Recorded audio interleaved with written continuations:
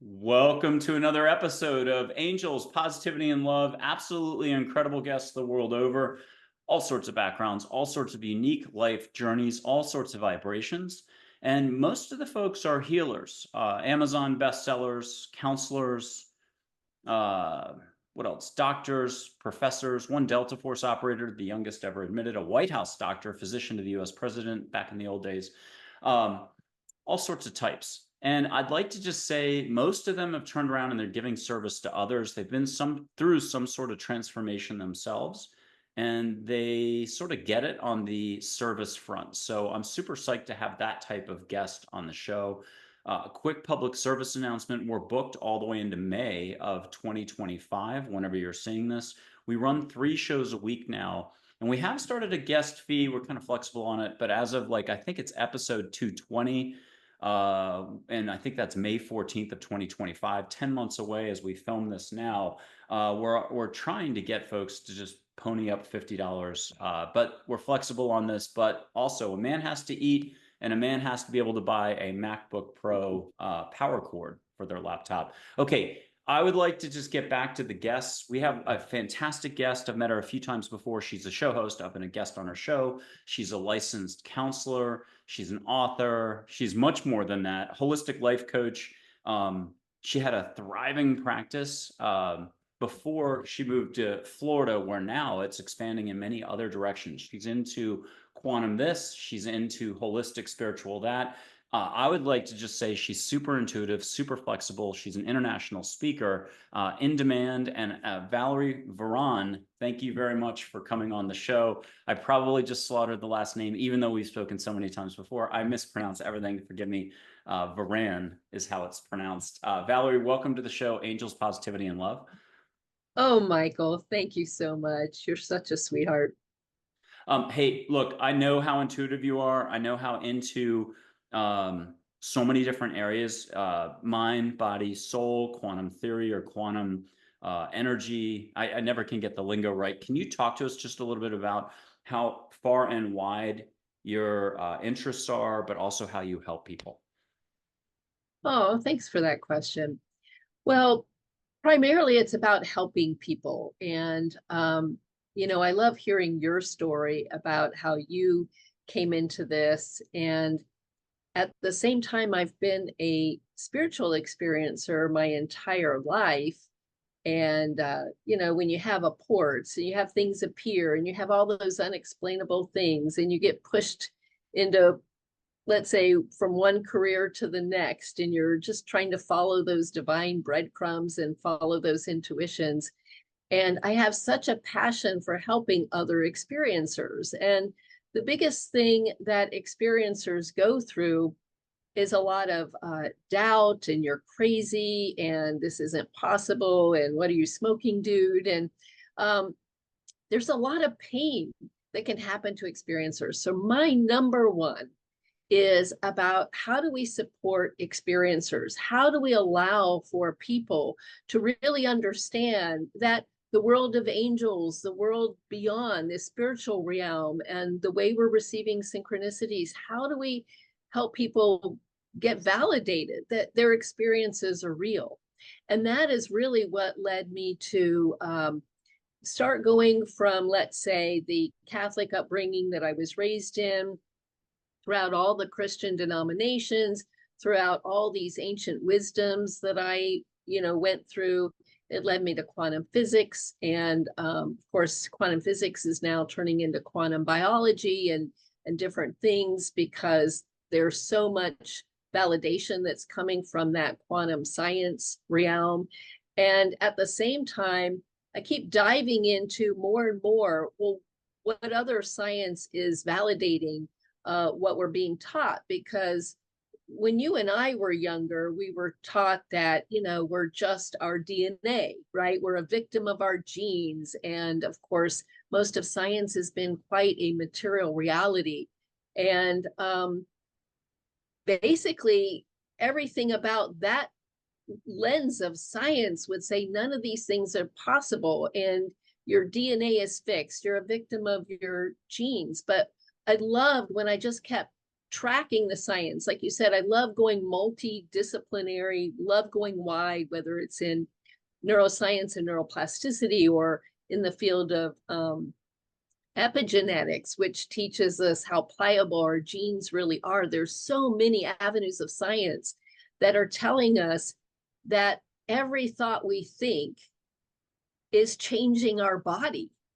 Well, we can use that to our advantage, right? Let's learn how to use it. No wonder, as you keep telling everybody, everybody has this power within. We all have our very unique fingerprint about it. We're all coming at it from a very unique perspective. Some people see, some people hear more. Some people just keep following divine breadcrumbs more. It's, our experiences are quite unique. But it's just beautiful to see how much of the science is coming in and supporting. And so, yes, some people could say, Valerie, jack of all trades versus becoming an expert in one particular field.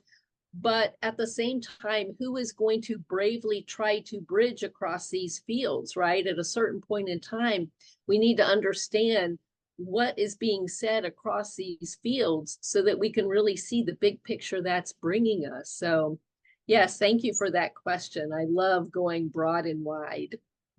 I just had a comment on, I don't know which post it was, but might have been like a clinical nurse, maybe a male, saying, hey, you're suggesting people talk to like just thin air, and there's a diagnosis for that. And I'm just like, hey, you're right. I mean, everyone's running around right. I think it was Ananda Mayama who said that everyone's correct and right. But at the same time, there's sort of like knowing that comes from experience and just allowing the universe to do its job. Can you talk to us about this? Everybody is right. They're working from their consciousness level, whatever that is, whatever awareness level or lack of, or somewhere on the curve. And I think Don Miguel Ruiz talked about it. Everyone, he says, do the best you can, but everyone is doing the best they can as they know how.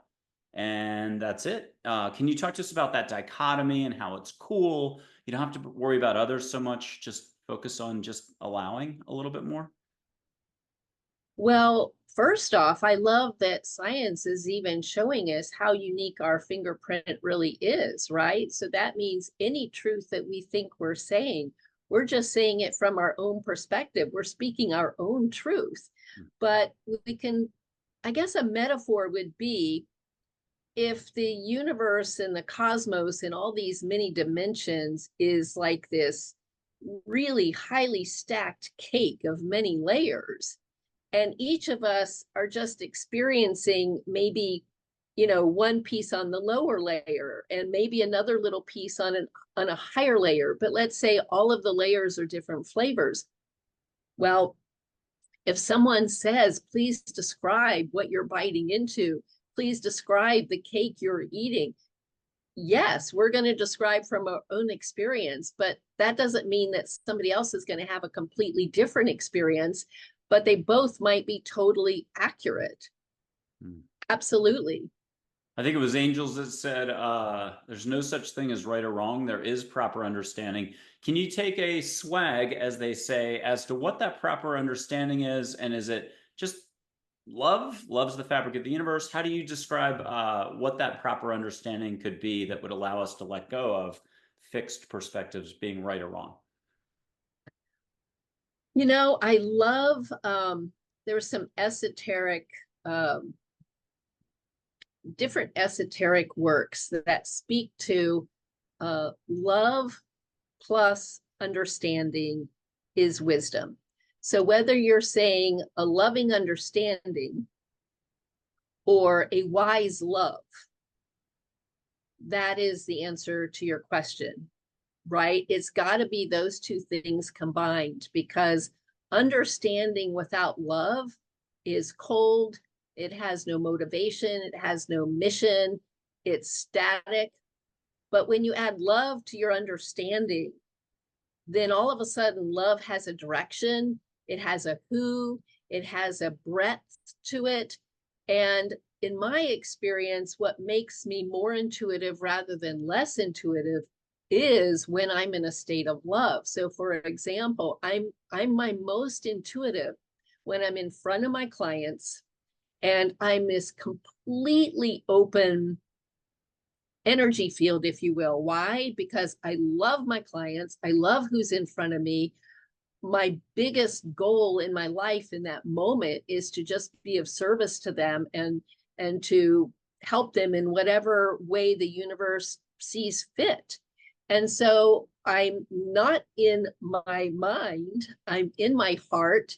And therefore, my mind and my energy field become like a blank screen. And for me, it feels like things fall on the screen. So I'll get words that'll come, I'll get phrases that'll come, I'll get this nagging train thought, and I'll think to myself, that has nothing to do with what we're talking about. Why does this keep coming? And at the same time, when it keeps coming, I always feel like the angels or guides, or they're always invisible to me, but I can feel what they're bringing. It feels like over my right shoulder. And when it's like a nagging one, I'll just interrupt our conversations and I'll say, I don't know why I'm getting this, but let me just share this with you. And inevitably they're like, oh my God, I know exactly why you're getting that. And then they'll tell me the story and the context and the reference and exactly what it means to them. So. Okay, how is this not about thinking, but less thinking? We're kind of just going back to the same acorn, but approaching it from a different direction here. How is this whole thing, our journey in life, our getting from here to here, how is it not about thinking, but less thinking? I would answer in this way. The left brain, if I have learned one thing, it's that there's nothing wrong with the left brain. We need a left brain to fill out a form. And at the same time, it is that thinking linear brain. And we can kind of liken it to different gears with a car, right? There's a time to be in park. There's a time to be in first gear. There's a time to be in a fifth gear, if you will, or, drive or what have you. We aren't meant to be in all drives at the same time. We can look at it that way. And so when I'm in my left brain, it is going to be like I'm let's say filling out a form, for example, or I am thinking or doing something that I have to in this space-time reality. But here's the thing. Everything you're talking about is trying to get people to be more intuitive, and the thinking is exactly what blocks. So no wonder you're constantly encouraging us to not be in the mind, because if the mind is busy with our egoic words, we don't have that beautiful canvas, that blank screen, that empty space in order to receive from that which is not inside of us, technically, right? Is it my thoughts, or am I going to have this beautiful silence, this canvas, so I can receive the thoughts that are coming to us from angels and guides and what have you? Hey, many people who are adulting, which is all of us, I'll be guilty of it in an hour. You can't get rid of thinking. It's not in the cards for mankind. I don't think people realize how much of not a waste of energy, but a waste of energy it is at times. If you think about hugging the dog, you're not hugging the dog. Hug the dog. That's the difference you got to figure out on your own. But if it's a mind Ferrari and it's a 9-gear stick shift, I'm talking the highest performance Ferrari. It's good. But half the time we don't realize we're doing circles spinning and all that other stuff. Yes. The rat race. What are you going to call it? It's not the big banks. It's not the international the outside situation or crisis. It's actually just a bit of thinking being up here. But I got to do the gearbox analogy because it's what I got on the run today. You already kind of hit it, and it's the stick shift. And then I got, it's upshifting. So you're ignoring what the linear aspect of this, and you're trusting like a Jedi to upshift into your heart, where there's even a broader energy. Can you just talk to us about when you're in your heart, how you have no limits, and maybe give us a concrete example of that still blows you away today when you look back to it? So, I'm actually going to bring in quantum physics even as I kind of approach the answer to this beautiful question, because, even in quantum physics, they're realizing that we have what we thought was an independent reality. We thought everything was independent. We thought we could be an observer scientist. We thought that it was possible to not even influence the object that we were looking at. And we found out that it's actually not true. So the mind is constantly influencing the environment. The mind is influencing things. It's influencing experiments. It's influencing random event generators. It's influencing in the direction of intention experiments. The mind is always busy influencing. We've also discovered scientifically that people who, they'll do experiments where they're trying to get outsiders to influence other people's dream states, and they can. So we think of the mind, it's very busy, we're very porous, we're very telepathic, and we don't really know we are.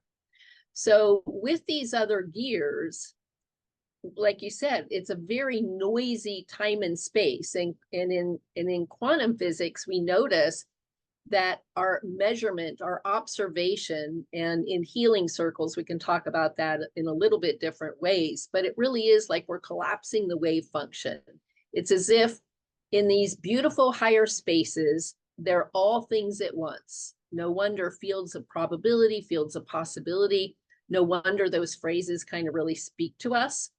But they're all things at once. And so when we take our very human, decisive mind and we're forming thoughts, and the more laser the thoughts are, the more they're really truly creating a something out of a nothing, right? And in that energy field, even the quantum vacuum, it is said that there is more energy in 1/5 teaspoon of the supposed empty space than in all the physically known universe.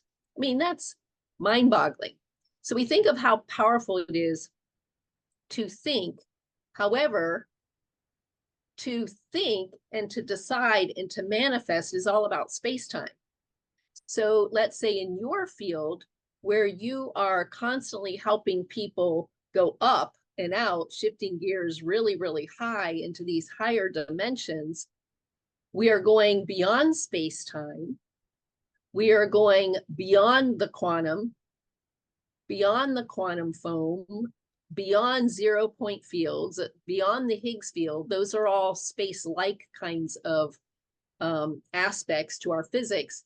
But we're maybe going to a proto-layer, a proto-physics layer. It's beyond, it's maybe vibration, but it's even beyond energy and frequencies and fields. And so the heart, when I experience it, and I'll be curious how this resonates with how you explain it, but when we shift into the heart, we can feel the multidimensionality entering into us.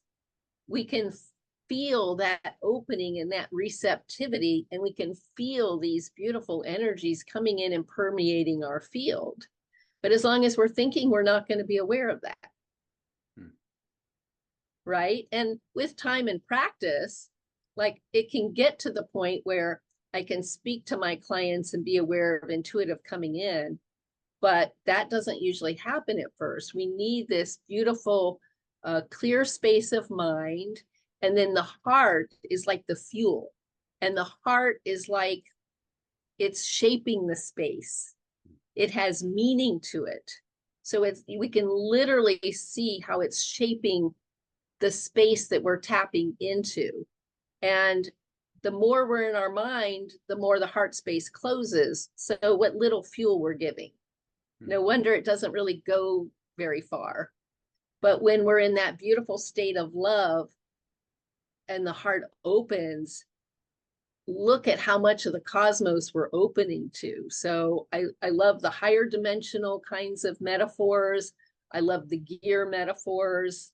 And most people love in very limited domains, right? Like I would say most humans grow in this way. They will grow from, oh, I first need to love the self in a healing way, right? In that beautiful way. When we learn to love the self, it's learning to acknowledge all of these beautiful skills that we have, these beautiful capacities and inherent capabilities we've been given, and it's all for the purpose of manifesting something in a beautiful way. How do we contribute here? How do we do our collective part here while we're on this planet, right? So most people, if they can't self-love, they're self-sabotaging in some way. And then they're in pain and ego and suffering. And so they're not going to be a very helpful teammate. We could think of it that way, right? There's a lot of things we came here to do on this planet.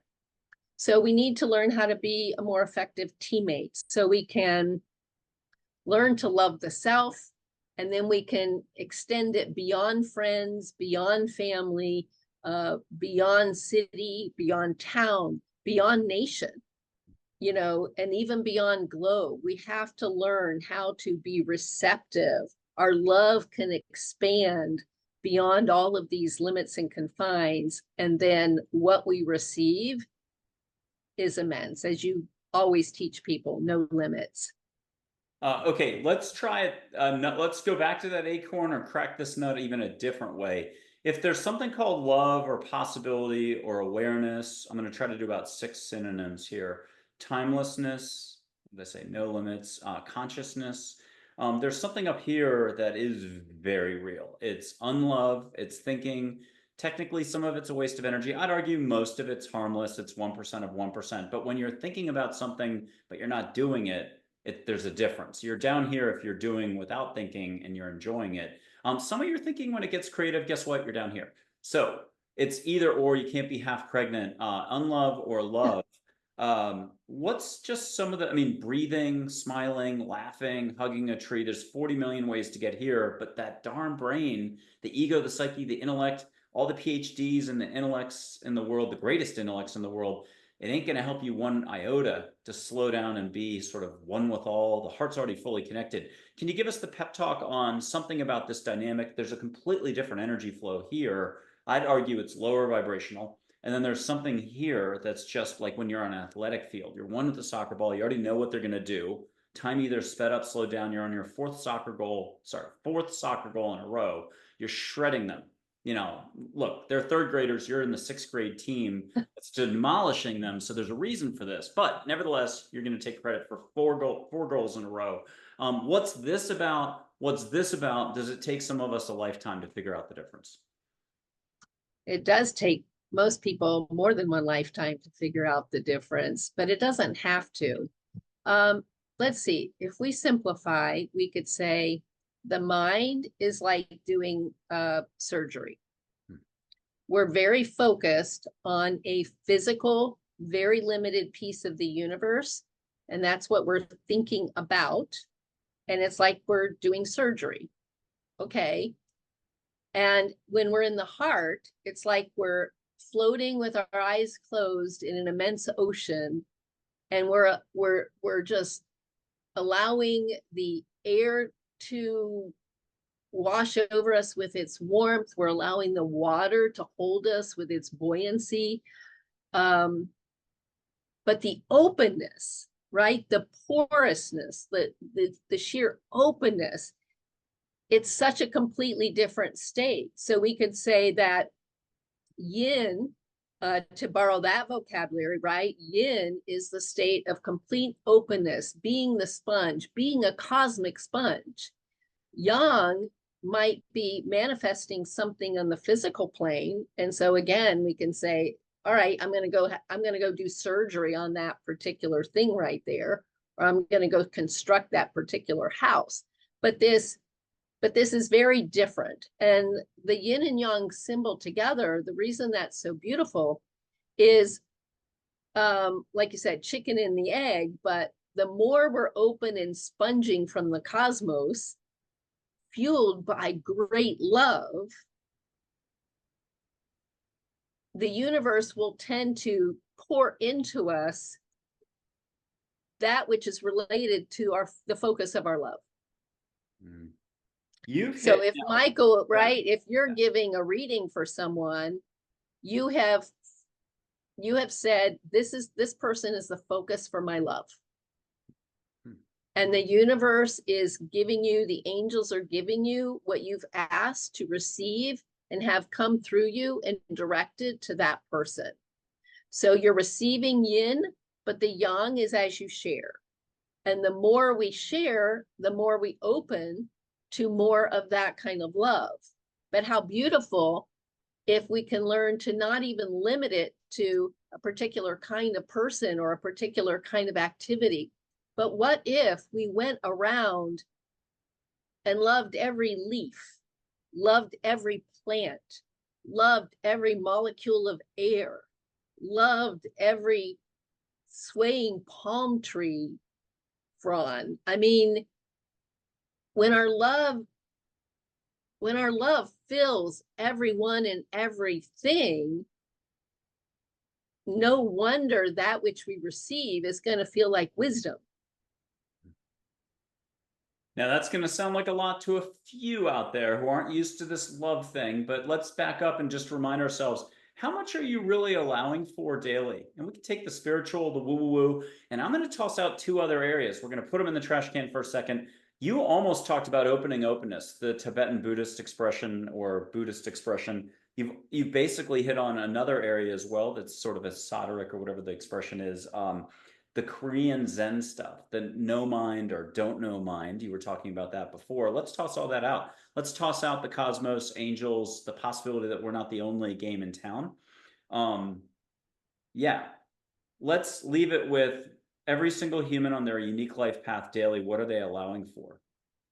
That's the rub. I mean, I don't see a lot of people who are going to run around and say, I am allowing for the most amount of love, the fun. I can change jobs anytime I want. I'm not worried about the bills. I'm having a great time with my relationships. I go on a vacation anytime I want. I give lots of love. I feel love. I mean, it's not like that. Most of us are struggling. My problem is, my situation is, my drama is, you don't understand. I have 10 kids. I'm on my 6th divorce in 6 weeks. I'm awfully unlucky. And so on. Talk to us about just how that's the rub. It's beyond spirituality. Wow, you just brought up a lot. So let's bring it to that person that we meet on the street almost every single day. There they are. Most people have no concept of what this love is that we're talking about. Most of them, I would say, haven't even felt real love. And I would say, so let's just go into our mind's eye for a moment and imagine that there we are that person. And it's a person who is so fear-based because all they think that is real is what's in front of them, right? So let's just put ourselves there for a moment. Okay, there's just this one physical reality. There's just this one physical life. I have one chance to figure it out. I need to survive. I've been told I need to make all this money so that I can pay all these bills, because if I'm a worthwhile human, I need to at least have this kind of a standard. And so we can be very understanding about what they're going through, right? No wonder that they're going to feel like on the rat's wheel. No wonder they're going to feel like I have to do whatever I have to do to get a job, show up at job, make it happen so I can find a mate, so maybe I can have some children and maybe I can have a decent life and maybe someday I'll have time for a vacation. But just feel that for a moment. Feel the limitedness of the belief system that this is the only reality and this is the only lifetime. And feel that sadness. There's great sadness in there. There's great fear. So it's hard to be in love while you're in fear, while you're in fretting, while you're in anxiety, and then you're exhausted. So then you're depressed. And look at how much of our society is on psychotropic medication now, right? Our medical system says this is the one reality. That this physical body that's independent has nothing to do with your thoughts. Your thoughts can't help to heal. That's delusional. We'll think that way. So they go to these doctors, they're put on these meds. Again, feel the weight of all of that. Feel how heavy it is. Where is there room for love there? So love in that context ends up being very egocentric, doesn't it? Because it's like, oh, I have a little bit of a sparkle. I'll use your sparkle word. I love your sparkle word. I'll have a little bit of a sparkle if I find that anybody gives me attention. I have a little bit of a sparkle if I find that I get a job that day or I get a raise that day. And their love is usually limited to whoever's going to help them. So see how egocentric it is? It's about, oh, I feel this feeling that I'm calling love, but it's for someone who does something for me. The love that you and I are talking about, this higher dimensional love, is purely free. It's purely unconditional. It has no ties. So the goal that we all are eventually going to meet is, what is it like to love for no reason?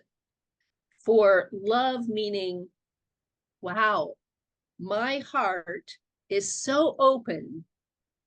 Every cell in my body is so open. I have all this amazing energy coming in. Wow, it makes me feel so alive. And it just, you've described it before on your shows, it starts tingling, it starts expanding, and pretty soon you can feel all your pores expanding with it. You can feel that you are the energy that's expanded beyond anything that this looks like a little body. So the only way that we can use the love word there is because we don't have any other word that captures how full, how whole, how expansive, how elated, how blissful. Look at how many words we need to describe the one word love, capital L.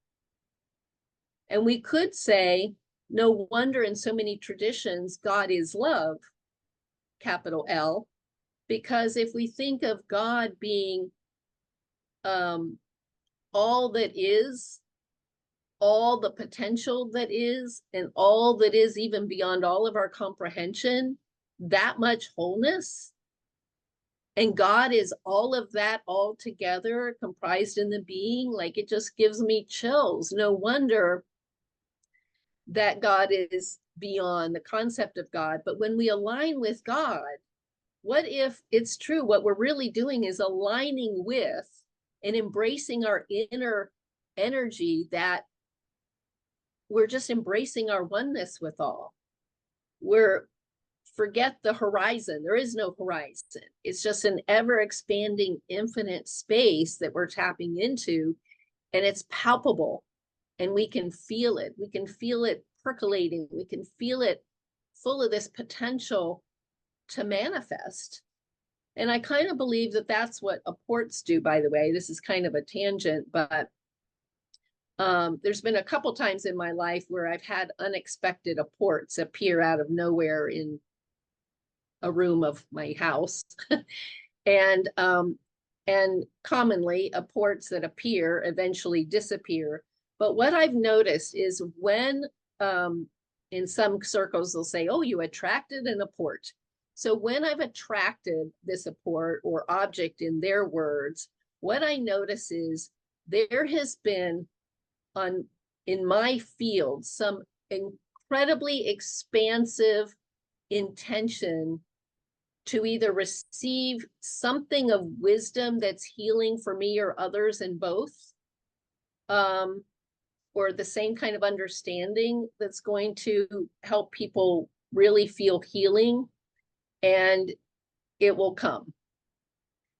And then I can't explain, well, then why does it eventually disappear? It's just a thing, I guess.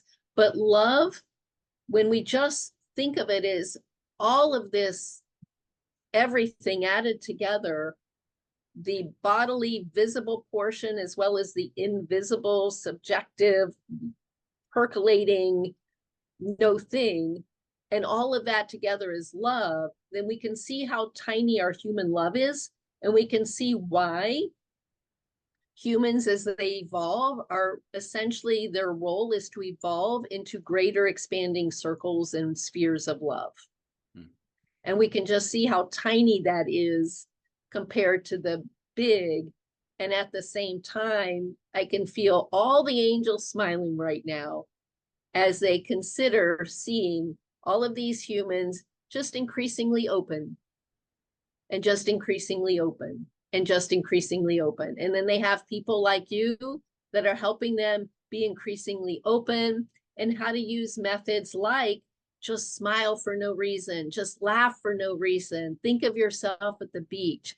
These are all ways to just completely lighten our field and allow ourselves to melt in what feels like the most amazing love. Well, we're all outstanding in our field, whether we're talking about Lynn McTaggart, who will be a guest in March of 2025, by the way, or Beautiful. when we're outstanding in our field with sunflowers. So the point of this is you can't get there by trying, by worrying about this. I'll start next week. That's just more clipboard pen, Julie McCoy from Love Boat Ego. It's going to bog you down. It's going to convince you you got on the right bus, but you went to Toledo instead of to your heart. Don't even try. Take a breath, laugh at all this. But I want to punt the microphone back to you in a second to talk about the apport and one of those moments, but giving some flavor, very specific, so people can relate to what you just shared. And I'll buy you just a tiny bit of time, because here's a photograph of my guardian angel, but I had a guest who'll be on August 30th, 2024, retired physician. And that's Min. You can just call her Min, Lakota Sioux word for water. And she's light waves of energy in water. She's soft spoken. She's probably She gives me so many chills when I look at her. Yeah, and she's probably got about 80,000 of us as wards. You know, she's my guardian angel, but that guest on August 30th saw the photo and was like, that's my guardian angel. Another guest who's got 11 books out, but maybe she's not a guest anymore. The point is, she lived in Hawaii. She saw that photo that you just saw and said, that's Mother Hawaii. It's true. She's got some Hawaiian spirituality in her. A third guest saw this angel in New York City early in her career. That's Reverend Dr. Julie Moret, who's, I believe, definitely affiliated with the Michael Bernard Beckwith organization. I forgot how to say it. But she's just totally and talented intuitively and stuff like that. I'm going somewhere with this, in that this guardian angel showed up as a Hallmark guardian angel, white light for an 11-year-old. That was Dr. Karen Wyatt. She shares this in her story, and I grabbed it all over social media. She gave me permission to take about 7 minutes from the show, and I'm leaving it permanently fixed for the next year at the top of all my social media where it's allowed. She shares how I think that angel showed up over her bed as an 11-year-old, 10-year-old. She knew from that moment on she wanted to become a medical, like a doctor, and she did it. And here she is, retired on the other end of the journey. And I'll add, she might have you can run into angels in full-on human form. So for the people who are having a hard time grasping any of this, just allow. It's whatever you're going to allow for. And it's just like what we talked about at the one level, daily. What are you allowing for? And so on. So there's no limits here. And that means whatever you will allow for. The good news is you can spot where you're putting your limits in by how much you're reacting to anything. Go put on CNN, Fox, watch a soap opera that you haven't watched in a long time, watch a cheesy movie. How do you react? All your reactions, you're rejecting, you're resisting, is coming from the ego. The heart's just ready to rock and roll. Let's have some fun, and it's fully connected already. So you've already got this. There's nothing to lose, nothing to gain. Move past seeing the negative. That's linear. And whatever we're talking about isn't up here, it's down here. Back to your experience, can you really give us some flavor? What was one of those times you were focused on something consciously, unconsciously? What appeared? How did it all work? And then how did it go away? I'll give you two examples. One was when I was in the fourth grade, and speaking of living on an island, back in those days, I was living in Puerto Rico in Ponce. And but in those days, again, being raised Christian, I just knew I had all these invisible friends. But I could feel them, and I knew there was this interaction. And at the time, I never went without my little gold necklace with my little pearl on the, it was a little cross with a little pearl in the center. And it just felt like it was my tangible connection to this beautiful spirit. And I just never wanted to be without it. And long story short, it turned out that I was going to go with this friend and her dad and brother, and they were going to fly this little seats four, right? So the dad and brother in the front piloting, and and my friend and I are in the back seat, and they're going to go from Ponce to San Juan that day, and they're going to do some business, but they're leaving us with this woman friend, and we're going to go to the beach and go to the surf. And I don't know why, but she spent an inordinate amount of time trying to convince me to take off my necklace, leave it on the dresser, and not go in the surf, which eventually I gave in, and I did. And as you might guess, yes, I got home back to Ponce, did not have it. This little fourth grader could not quit fretting. I was just fretting. I thought it shouldn't be that hard. I know where I left it. Hey, adults, can you get me my little cross necklace back? Everybody was like, we don't know what you're talking about. It's as if, what, did it disappear? Like, nobody knew what I was talking about, but I could not let it go. I mean, I was filled with so many like sadness and fretting, like I was obsessing. And it felt like months. It might have been weeks to this little fourth grader.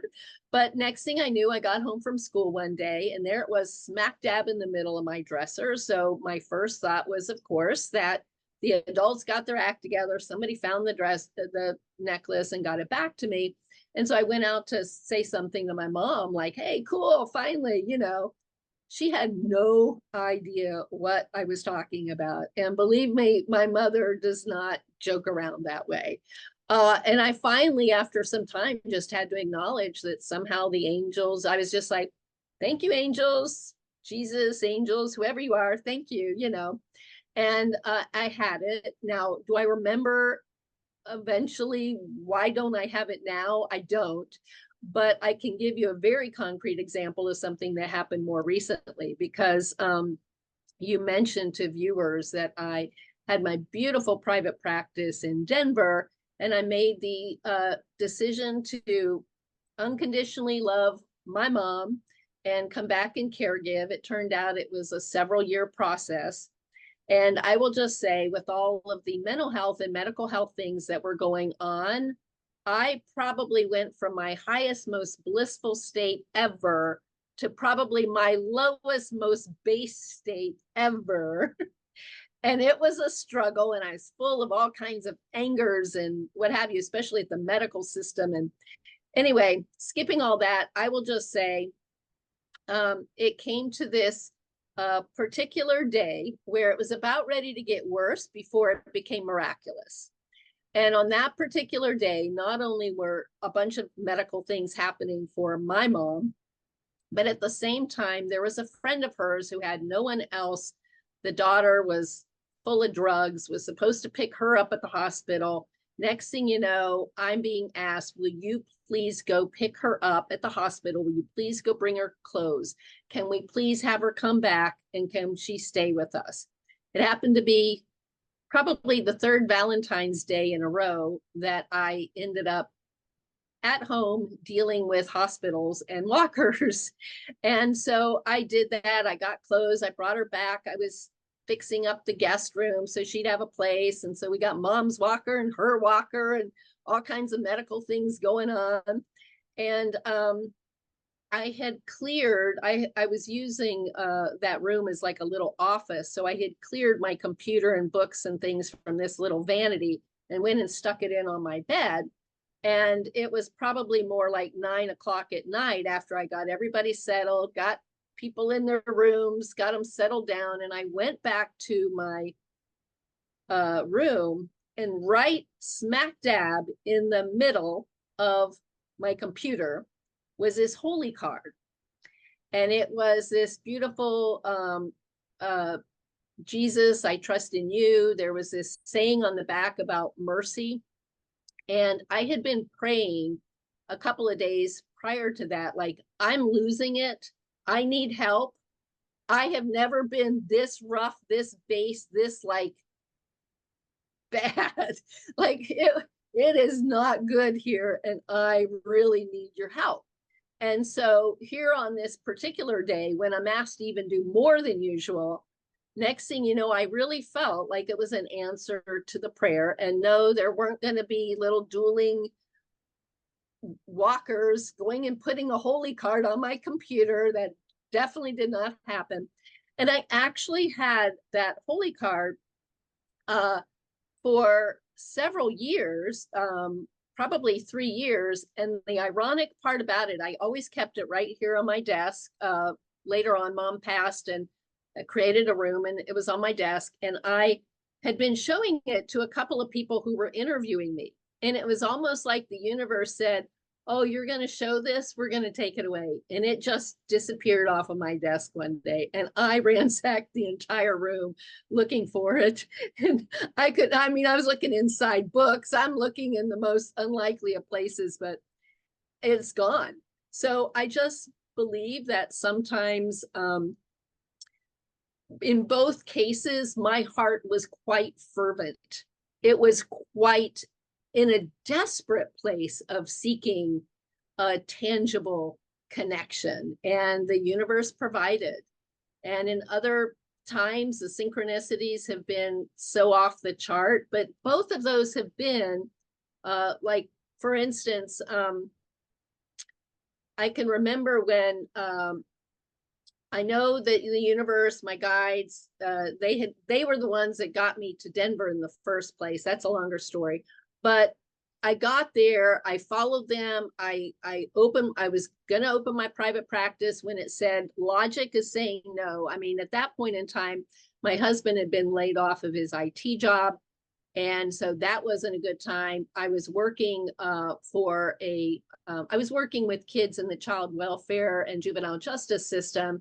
And of course, in those nonprofits, you're not making very much money. The insurance was mine. And I'll just tell you the brief roller coaster of the universe that happened with that, because the universe was bugging me like, oh, Val, it doesn't matter that you're not making much and that your insurance with you. And, he hasn't, the next job hasn't come in for him yet. No, we really want you in the private practice. Well, as you know, after a while, you catch on faster instead of slower. And so you're like, all right, fine, this doesn't make any sense, but fine. And so I had already given my notice in January for the end of March. I had already started trying to hire to replace me, train people. And all of a sudden, the roller coaster started. And at first it started with oh my gosh, an answer to my prayer, thank you, God. Because next thing you know, my husband gets this amazing job offer, and it's supposed to kick in within a few days of my last day. So I'm like, whoa, great. And this reminds me of that Buddhist story when you keep thinking, is this good? Is it bad? Is it good? Is bad? And I think that story is called Maybe. It's a beautiful story like that. So I'm feeling all elated, like, woohoo, yay. And then my husband, for whatever reason, had scheduled, he probably won't exactly love that I'm sharing this on air, but he had scheduled this colonoscopy to happen beforehand, just synchronistically, weirdly.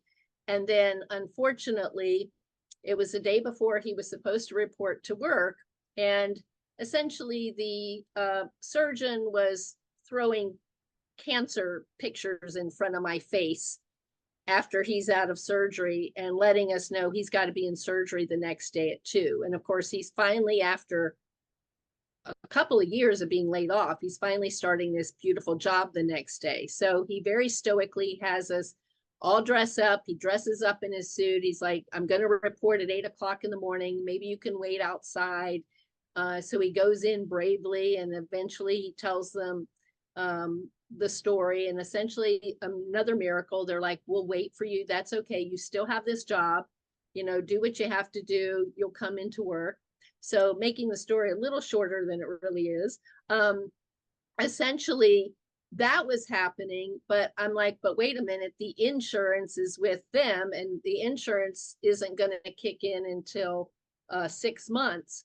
And then all of a sudden, out of the blue, I get a call from my former director that I really didn't even know that well. But she says, Valerie, I found out what happened, and I just wanted to let you know that I can keep you on the payroll doing whatever has to do so you can give your husband for the next 6 months. And I'll just let you know when I can't do it anymore.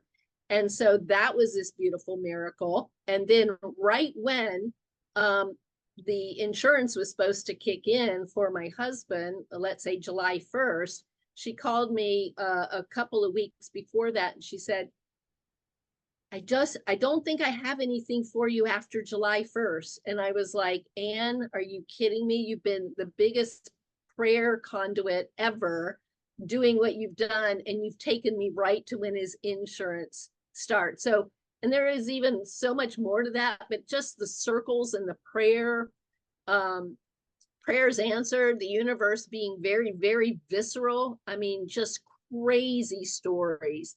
So, like you said, when you engage with love, I truly believe the thing about love, like when Michael is telling viewers, Michael, when you're telling viewers, you know, be in a state of love, be in a state of love, it's not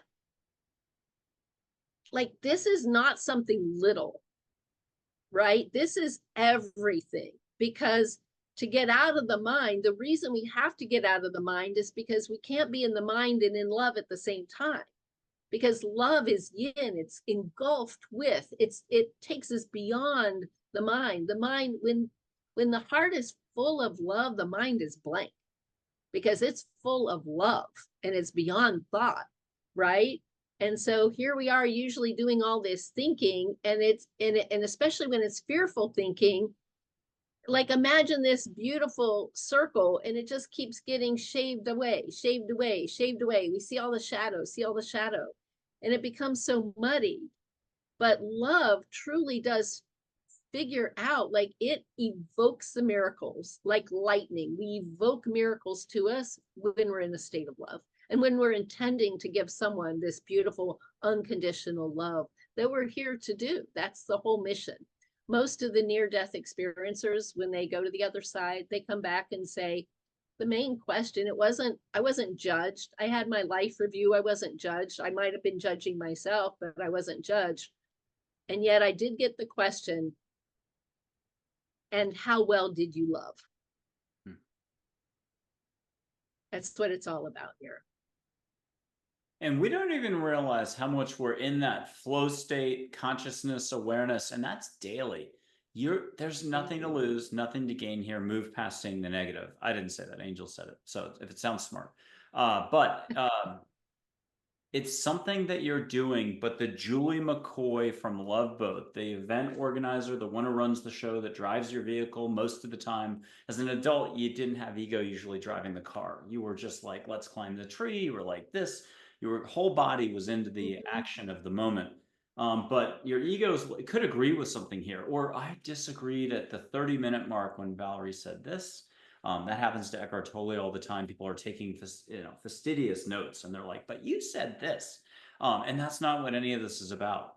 Agree, disagree, but this is about letting go. And those small acts during the day. It's the light switch. It's the walking across the room. It's putting the jeans on. If you wanted to slow down enough and have a moment of Satori Samadhi, it could be in the shower, like the movie Peaceful Warrior, the gymnastics movie that nobody realizes is totally spiritual. You can meet the gas station attendant, Mr. Miyagi-like figure who's an angel, who's super cool. You're doing it all the time, but your brain, your intellect is not going to permit you, because it doesn't spend any time on you doing the dishes. It doesn't spend any time on you doing the lamp. It doesn't spend any time on, did you brush your teeth correctly? It can't be everywhere at once. It's actually really limited. The brain, the intellect, even 15 PhDs on the wall, believe it or not, it's a kind of a rickety crop duster from the 1940s out of North by Northwest with Cary Grant. It's got a half tank of petrol. It can only stick around for so long. It will burn you out, and it wants to do control. But here's what I guess what I'm getting at is, when you flip that last light switch in your living room, did you stay up for 2 weeks worrying about it? Did you stay up literally Thursday, Friday, Saturday last week wondering, did you do it quick enough? Was it efficient? Did the light actually respond the way it should, or do I need to get an electrician? Did you just knock yourself out the way you would for a real issue in life? There's no real issue or non-real. It's how you do your Sherlock Holmes glass called the brain, the intellect. So I'm just going to say you're already a Zen master, a warrior, a ninja, whatever you want to call it, Eckhart Tolle here most of the time, but you're not giving yourself any credit. No course credit. What are those called? The CCE things. If you're yes. Yeah, or if you're a psychiatrist. But the point of this is you're already there. Everything is already in your field. Again, you're outstanding in your field. You don't beat yourself up over whether that right molar was really brushed properly. It just doesn't qualify as radar screen material. You're only worried about Boeing 747s and bigger. So my point on this is you are already, Great analogy. yeah, you're already there. It's up to you. Only you can do the city slickers. It's the one thing Jack Palance did it the whole time during the movie, drove all the guys from New York nuts, Billy Crystal and the rest. What's that one thing? You got to figure it out. That's the whole point of Peaceful Warrior as well. It's not about trying or you're going to be someone someday. It's not about the money. And with that, I got a quote from you from Gary Zukav that goes right to what you've been saying the whole time. I think it was from his Seed of the Soul book. If you could react to this, but then if you can pump some if you can pump some quantum physics into this as well. I think he loves that stuff. He said, you change the way that you shape the light, which is flowing through you, by changing your consciousness. Kind of like Wayne Dyer a little bit. What do you say to that? I love that. How do I say it concisely is what I'm aiming to do right now. So Anirban Bhattacharya is a quantum physicist that would want us to know how every thought we think truly is a vibration. And he would want to stress just how he'll say so orthogonally different. It's almost as if every time you just switch something 90 degrees, it takes on completely different characteristics and properties and all of that kind of thing. And so will you read Gary's quote again? Because I really don't want him to miss it because it's such a good one. You change the way that you shape the light, which is flowing through you, by changing your consciousness. So changing the light and the changing consciousness, right? So in the changing consciousness, every thought we think is happening. Now it is happening electromagnetically, which is light, right? An electrical field and a magnetic field, that is light. And so we really are made of photons. In quantum language, the electrical and magnetic field kind of comes together.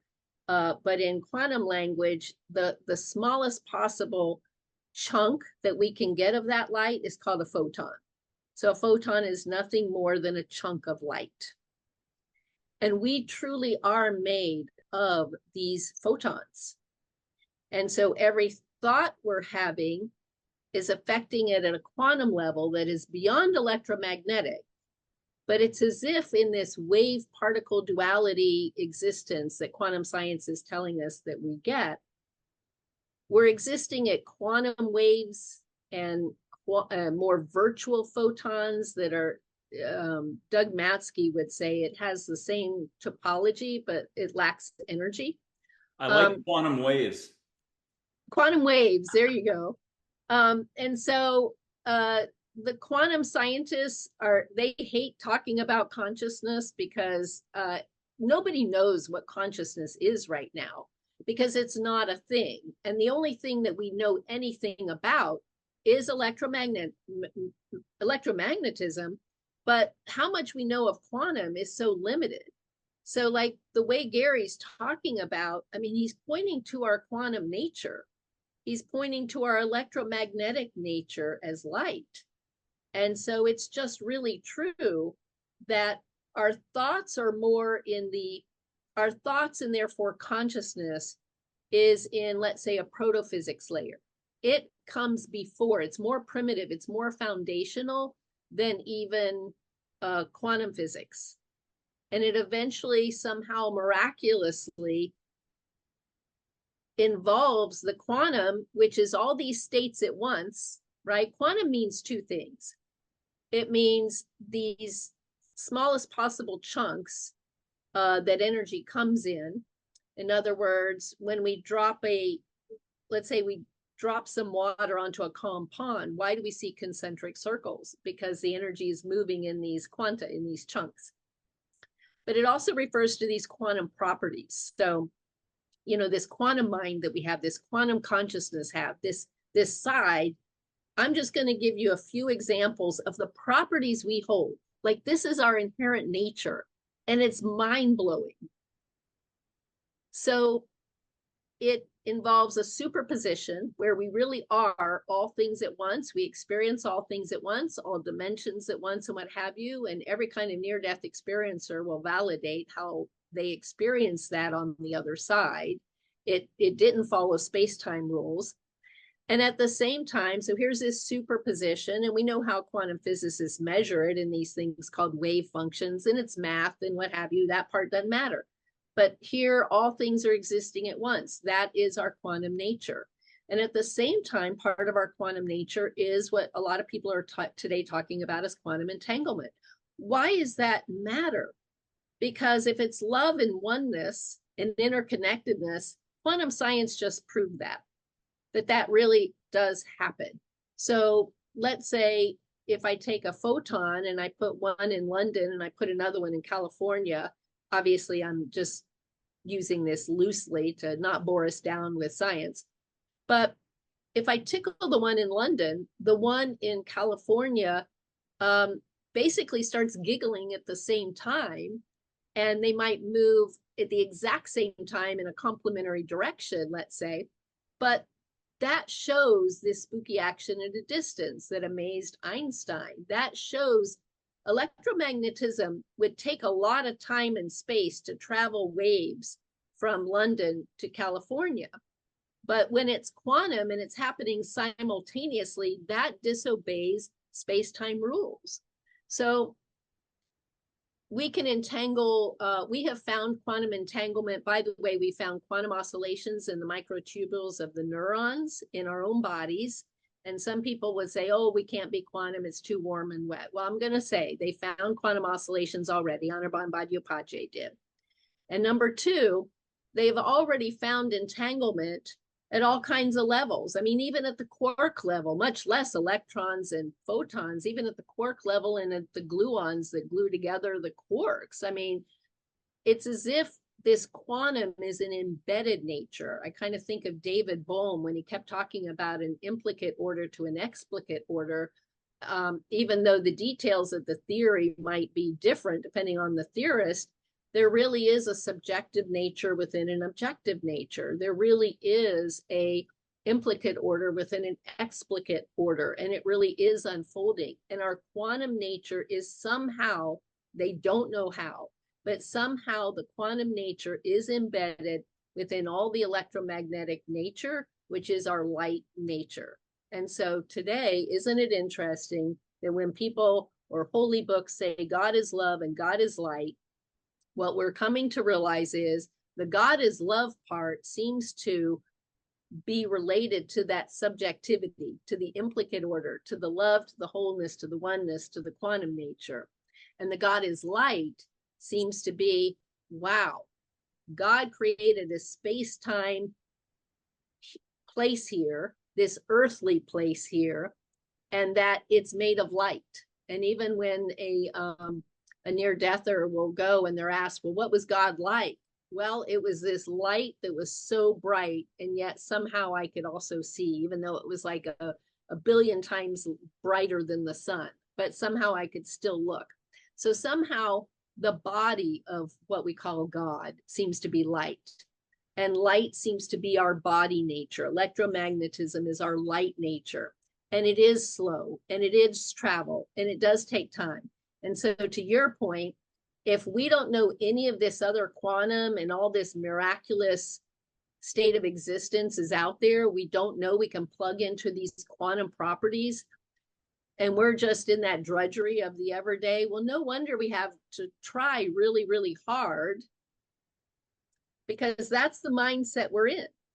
We believe in the limited, we believe only in the physical, we only believe in the body, we only believe in this slowed space-time. That's the world we're in.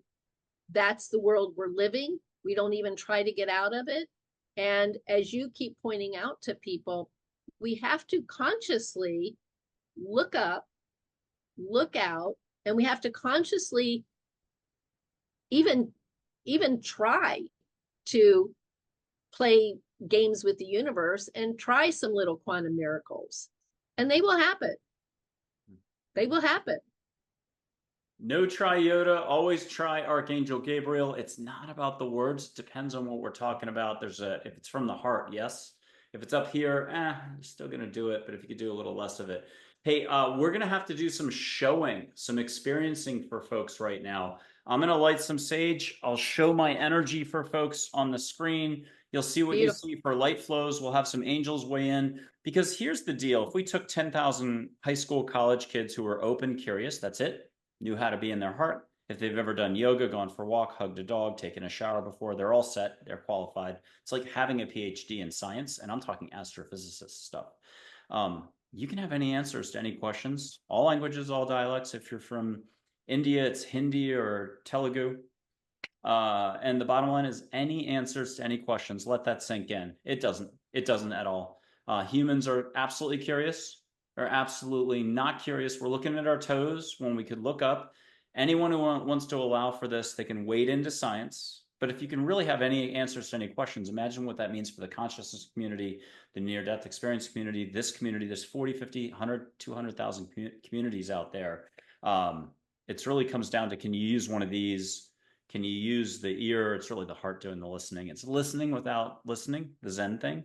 And imagine what happens, though, when you grab that young crop of curious folks who aren't caught up in better not structure. It's only been done this way for 100 years. And watch them wade into science. It's maybe 10 years off, and then blow it up and step right through it. Because I have a feeling the universe is far bigger than any of our science currently is allowing for. So we'll see what happens. There's that whole, Of I'll put it more course. formally, post-materialist science, blah, blah, blah. It's all a bunch of lingo. I get it all wrong. You can't listen to me. But what you can do is catch some sage right now. I've got a lighter, Bic lighter. It works. I've got some sage, kind of a cliche, but a Crate and Barrel beautiful blue tea light to keep the rainbow thing from burning. Red-tailed hawk feather I got on a trail once from a Native American chief. Take that with a grain of salt. Take me with a grain of salt. I'm going to light some. No matter where you are in the world, you can catch this. It could be New Zealand in 2028. I've done this as a guest on maybe 60, 65 shows. Co-show hosts have smelled it at the same time. Producers, audience people. There's no time and space, the way Valerie was just saying. It's always bigger than you think it is. So my only rule or bit of structure, ask angels, the universe, to make it really nice, get you out of your head, into your heart, into your nose. Your nose always knows. Follow Toucan Fruit Loops character. Ask for the smell of sage, but why settle for linear? That's what you're expecting. So get the sage. I'm going to make it smoke in a second. Valerie's probably already picking up on this. If you're intuitive, you might be tasting it. But make it a triple tiered tiramisu, no calories. Second level, why not ask for flowers you haven't had in a long time? You can't be sitting in a garden full of roses, smelling roses. The brain will be like, that doesn't count. So ask for something you haven't had in a long time, and then ask for ocean if ocean's okay. And if you're really groovy about this, really loosey-goosey, close your eyes, see the ocean, see the beach, see a long white vista of sand. And if you really want to go cray-cray, fourth level, go ahead and see your old pet dog, your young pet dog, happy to see you, running around with an angel named Joy. No wings, whatever way you need it. See a beautiful blonde down the beach with your pooch. So you know it's both an angel and it's your pooch. It's Ralphie. Say hi to Ralphie. Keep it at a long, long distance away so your brain doesn't get in the way. Valerie, are you already getting some sage where you are in Florida right now? What was funny is I was getting the sage right when you picked it up, and I just thought, there's that non-locality again. Like, it's beyond space time, so we're already getting it. You're the second person. I had somebody yesterday, just by talking about it, she was getting it. And Yep. yeah, she's got like 10 books out. She's already been a guest. She's come back on the show a second time. You're already invited to be back on in 2025. And she was just feeling it, I had forgotten the lighter in the other room. She was already getting it before I could even light it. At home, play this over or run around to the different videos. We do this on every show, just about. There's a couple shows I completely forgot. I love some guests I got so excited that I forgot to do anything. So before the show, they took steps. I think we've only had, we're probably at about 140 shows taped, with all 210 to 15 out of the 222 being taped by the end of September, mid-September. Maybe two guests have come in before, during, and after the show and done zip, and that's okay. We like the contrast, and I'll give a great quote here. Love is what allows us to enjoy all the contrast and appreciate all the flavor. If you see any smoke going by, that's just the sage. I didn't quite put it out, but with an assistant teaching professor out of Arizona State who's just wonderful. We had a whoosh come up the other day. It was an interdimensional figure. It was not angels, but it was an unconditional love figure. Everybody would recognize the name. But if I said the name, you would never believe it. So I'm going to show my energy is just one quick. I'll make this 30 seconds.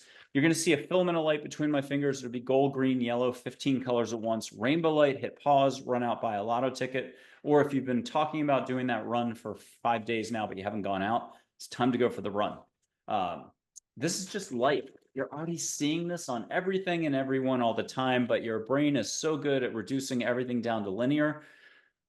That's it. Allow. If you really want to see this on people in the future, do it at a restaurant, do it in a movie theater, and do it respectfully. But you can see the aura or glow on anyone and anything. I've had guests see the movement of light off my hands. It is what it is. You're using it. Trust me. At the supermarket, you go to get the milk.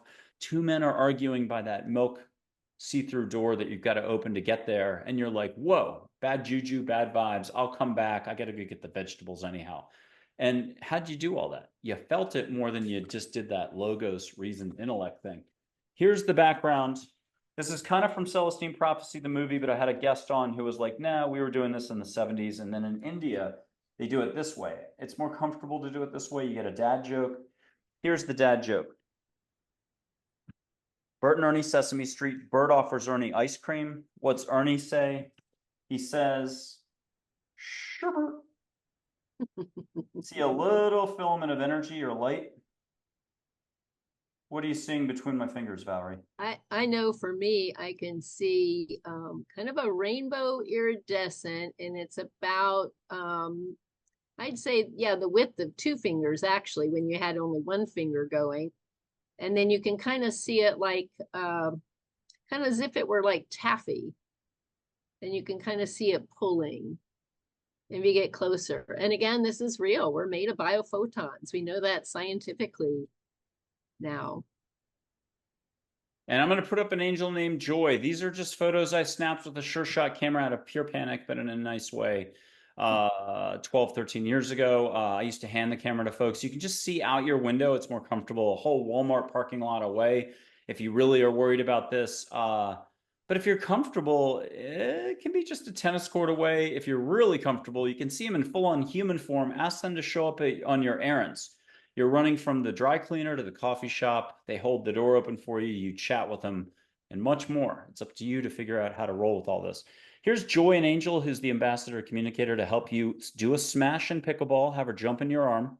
What will you allow for? Here's Joy. What are you getting from Joy? Just here a reminder for us all, Valerie, you've met her before. Oh, she's so beautiful. Actually, I'm seeing her face in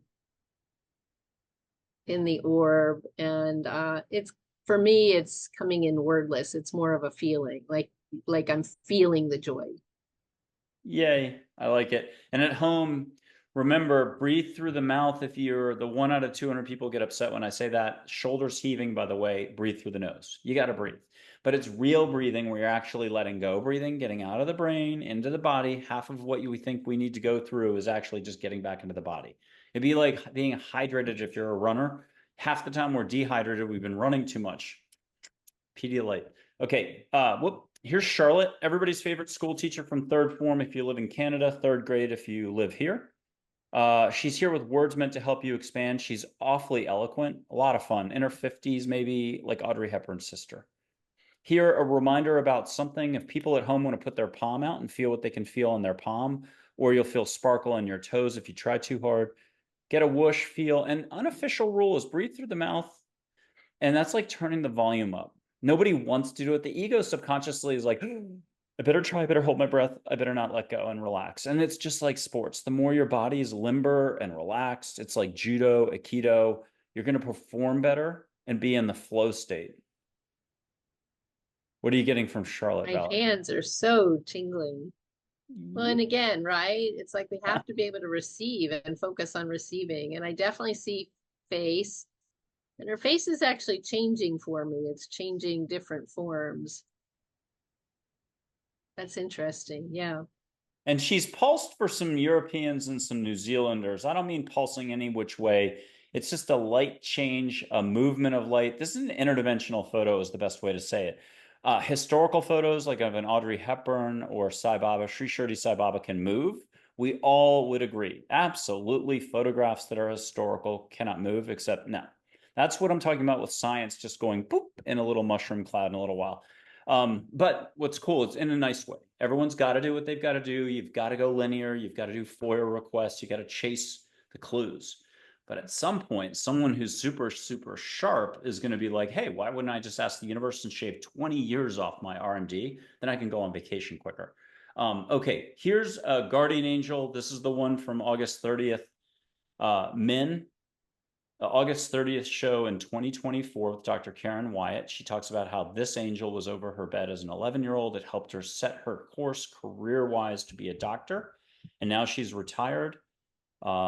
Another guest saw this angel in New York City. And it's a really long story. But look, she's my guardian angel. There's probably 80,000 of us that have her as a guardian angel. Angels come in all shapes, sizes, colors. This one's very watery, soft-spoken, professor-like. What are you getting from Min? M-I-N-N. Oh, just the beauty, the softness, the multidimensionality that's coming from Min. And it's interesting that I remember having a lot of messages that coming in from Lakota, and I didn't have anything on this plane that was related to me knowing anybody with that or Lakota. It's just interesting what kind of energy she has coming in with that. And Min is the Lakota Sioux word for water, like Minnesota, if I didn't say that before. We'll do one more angel, but then a historical figure. Here's Archangel Michael, who just fell to the ground. So we're going to play extra particular attention. What's Archangel Michael have as a reminder for us all?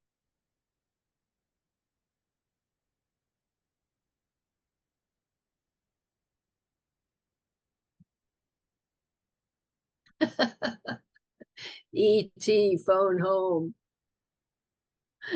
That's what's coming to me. Oh, okay. Here's Audrey Hepburn. Let this photo move, wink, smile, eyebrow goes up. It's a great way to meet what we've been talking about the whole time. You've got an ego, a psyche, an intellect that just will not permit certain stuff. It rejects, it resists, it reacts. It's fear-based, technically. That's why most of the stuff that goes on up top is a waste of time. But if it's task-based, you still have to pay the bill. You got to write the check. Do what you got to do. Try to get back to here for 7% less thinking a day. That means 7% more a day. And I'm quoting Charlotte. So nothing that I've said is original today. Here's Audrey Hepburn, angel. But the point of this is your brain will react and say, I didn't just see her smile more. And you get a chance to glimpse your ego. It's just a snapshot, a Polaroid, an instant judgment that precludes possibility. Your heart is like, oh my God, what a great smile. Or I'm catching perfume from Paris that's yet to be it's uninvented. Breathe extra through the mouth, 1 millimeter through the mouth, open. Yep. As soon as you do that, notice the difference in flows. This is the name of the game. It's the game of life. It's Clue. It's Monopoly. It's, I don't know, Twister. But toss out the board, keep the wheel, keep spinning the wheel, the pointer. And what color does it land on? Just keep reinventing yourself until you've broken out of what you think you know. What are you getting from Audrey? And did you already see the photo move? Well, it's as if I kept seeing in my mind's eye her in a fairy form. I kind of like a Tinkerbell. I kept seeing a Tinkerbell form. Oh, and just a quick, maybe she's got a mantra, a reminder for us all.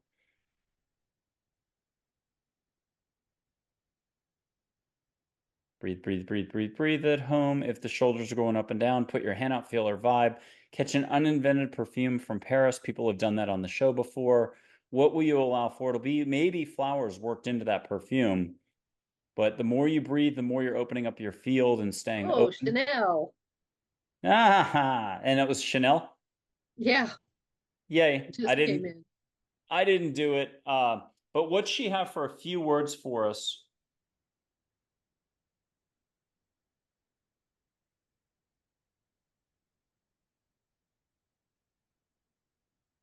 I just keep getting stay playful. Yay, that works. One more figure for you, Carl Jung. You brought him up. Got to do it. Plus, he's super smiley in this photograph. How could you not want to hear something from Carl Jung? Except Carl, my man. I way overshot him. Here we go. Here he is.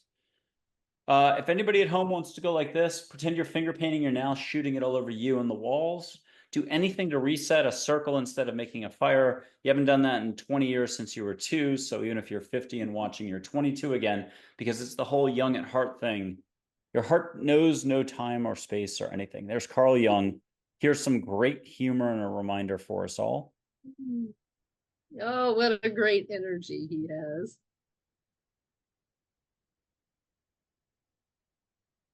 And what's he say?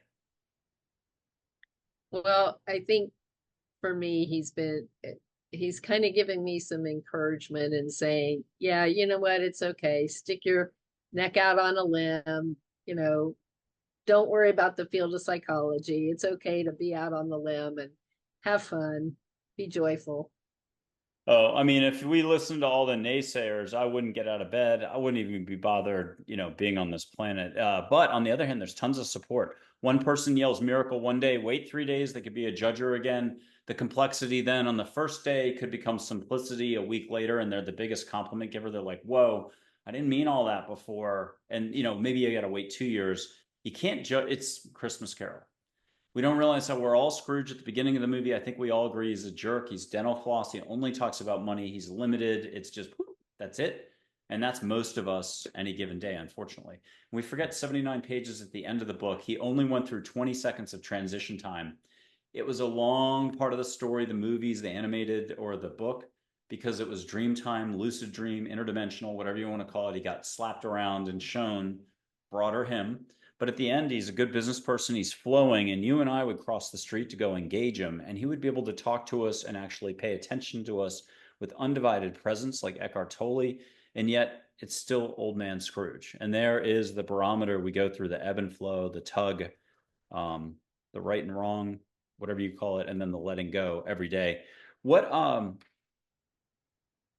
do you want to cover next? I do have something for you. I can read a passage. Do you have a topic you want to do right now, or do you want to wait just a second? Oh, I can wait. Yeah, read me the passage. Okay. Here's, I think, kind of the rub about it all. And this is back to what will you allow for daily? Sometimes the person next to you or a stranger just needs validation via love and compassion. A smile changes any moment. So too does laughter or a few kind words. Be compassion to all. Do it. Oh, I love that. Well, as we give off an energy, it really does help transform people. So if we want to change the world, even in the most, talk about effortless effort, uh, when we go around and allow ourselves to be in a loving state, it has effects. I think you'll love this story. I had just taken probably 3 Qigong weekend lessons out of the 4 weekend month. I had been, something was coming in about Qigong. Next thing you know, the universe is sending like 3 workshops my way, all right together. I'm like, okay, sign me up. I'll do all of them. So I'll just say that in such this beautiful state of energy healing and focus on subtle energy and and love and what have you, I was back at the nonprofit that I was working at in Denver in those days, and I was literally beaming love. Like I could not get out of the state of love. I was just beaming love. And so there I was walking, and I was headed to the trailers, was where I was about ready to teach some independent living classes to my kiddos. And as I opened the door, what I'm about ready to tell you, of course, flashed in seconds. I mean, this went so quickly. But I open the door and I see 2 of the rival gang members, nose to nose, fists raised. They're up there. I see the teachers cowering in the corners. But I just my flow, my walk. I just kept walking in. I walked right up to them. So there I am, like within an inch of them, and I'm looking up at them because they're like at least 1 and 2 feet taller than I am, one and then the other. And so let's say their names were, Sam and June. And next thing you know, I'm like, hi, Sam. Hi, June. And I'm just right there in their face. And of course, again, 2 rival gang members, they were about ready to beat the you know what out of each other. And the tallest one next to me, and there I am just beaming. And he swings around and he just drops his hand and he says, I can't be mad around you. And he went and sat down. And then the other one dropped his hand and he said, I can't be mad at you around you. And he went and sat down. I didn't have to say a word, didn't bring it up. I just continued to teach class. The teachers in the back could not believe what just happened, but I learned the most powerful lesson of my life that day. And that was truly how powerful love is. It wasn't a thinking love. It wasn't an ego love. It wasn't a selfish love. I was in the state of love, of wholeness, of oneness, feeling how we are all interconnected. And I'm just beaming the bliss of love. And it shattered their energy field. And there is a little bit of interesting science that I'll just add to that. And one of my clients one time said it was so powerful. Like I ended up drawing it for her. And maybe for you, I'll just do this. And I'll say, most of us go around experiencing random because our field is all over the place. It's just this random thoughts and random what have you. But it's as if when we start cohering our field, we're organizing it. It's very organized. And a coherent field does 2 things. A coherent love, as we just saw, will shatter a coherent anger. So imagine the power we have with the anger that's on our planet and in our nation right now. Imagine if we are all in these states of coherent love, and literally it melts away and shatters the anger that we're around, essentially. But on top of that, when we're in coherent love states, we entrain. And so I'm just going to real briefly give you an idea of what that's about. And HeartMath is a wonderful organization that's actually been scientifically studying the energies of the heart compared to the energies of the brain. They will tell us that the energy of the heart is way more powerful, like 5,000 times, or don't quote me on that. I haven't looked lately, but like thousands of times stronger than the energies of the brain. And they will say that there's way more signals going from the heart to the brain, and then it seems like the brain is sending it to the rest of the body. So it's like this beautiful relay system. But what's fascinating is if you think of electromagnetic waves as like little dolphins swimming in sync, and when they seem to be swimming in sync, they have ability to start resonating where they're now influencing one another. They're having a mutual vibratory effect on one another. And that leads to entrainment. And so the reason that we can entrain, let's say a healer, let's say, Michael, let's say you're in this beautiful healing state. And let's say a client has come to you and they're very scattered. They're all over the place.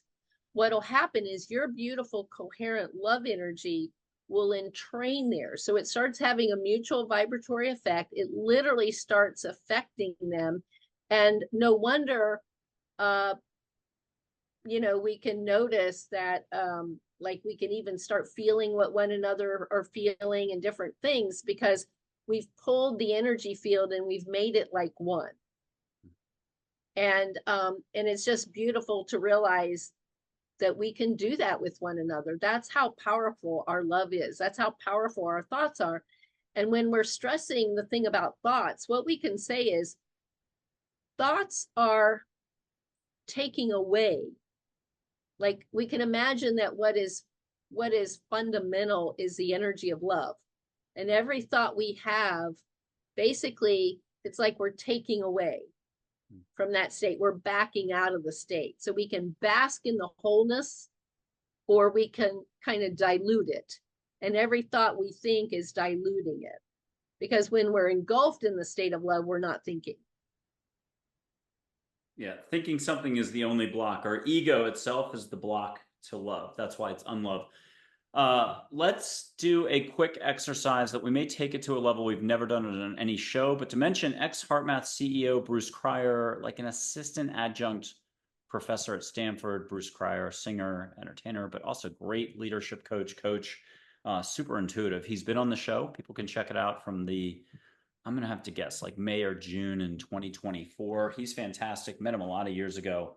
And we have a bunch of other guests who love HeartMath on this series.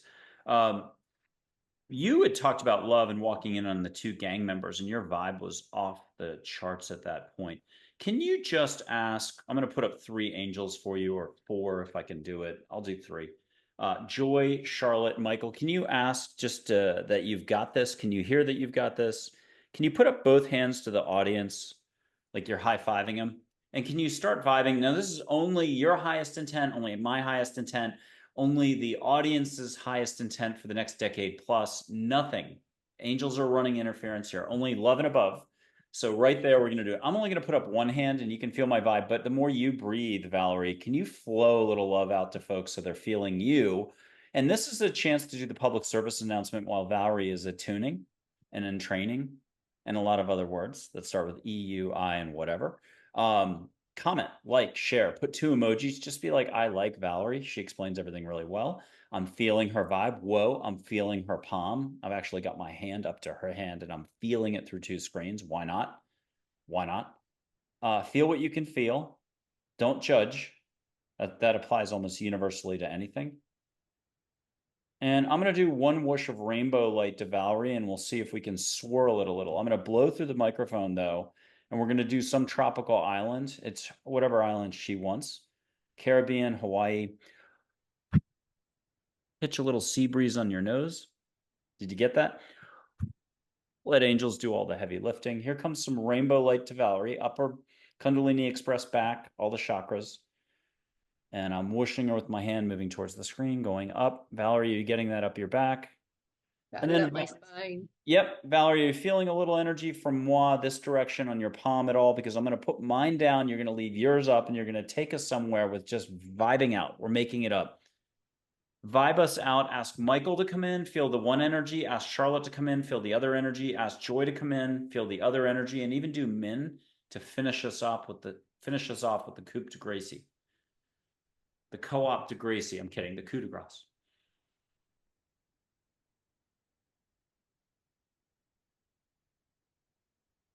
And now we've gone beyond words, and Valerie is cooking. For real.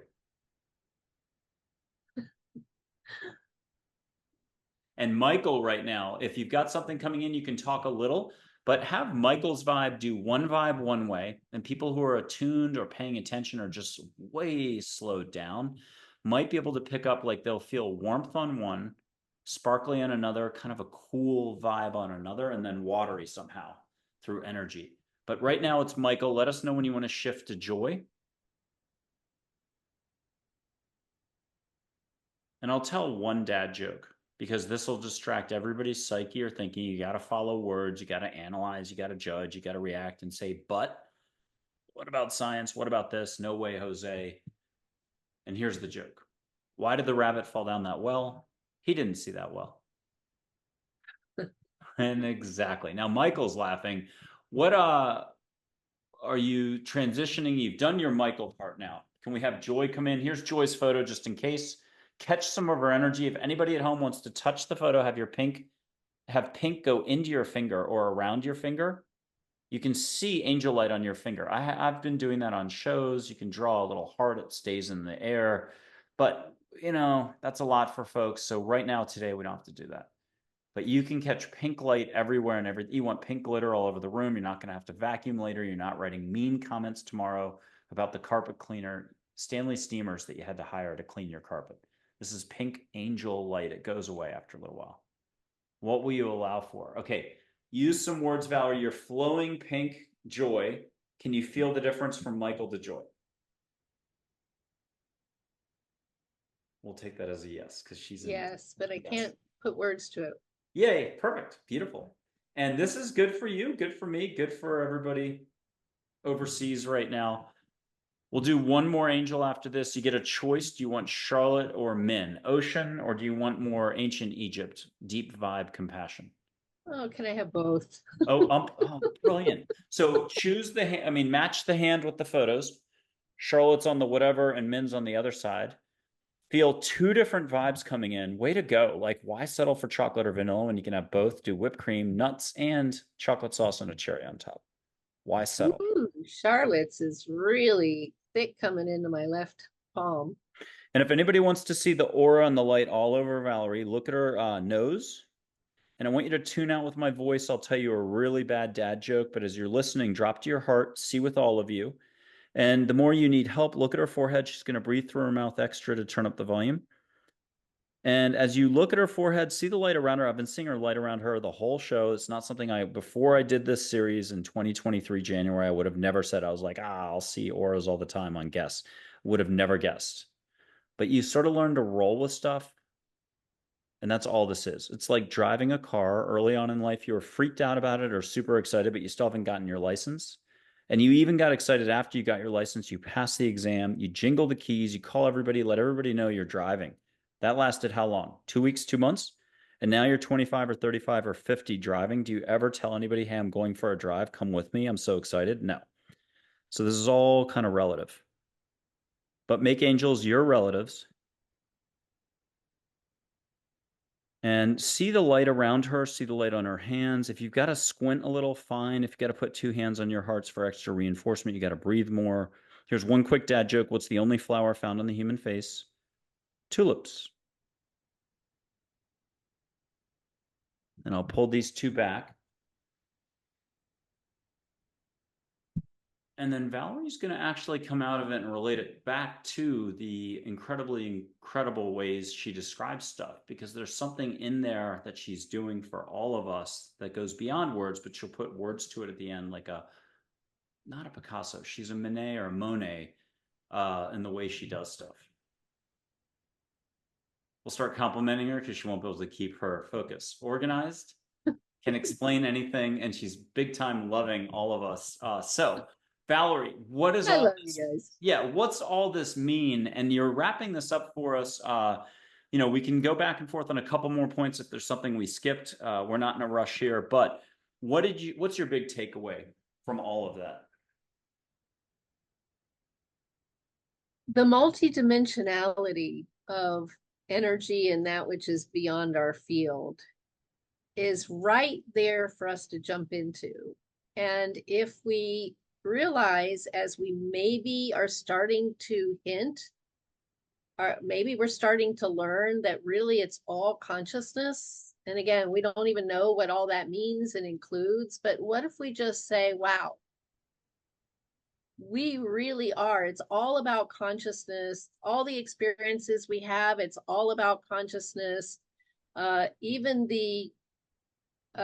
those really going out on a limb and starting to study, like, what do ET sightings have to do with angel sightings, which have to do with spiritual beings and light beings and what have you.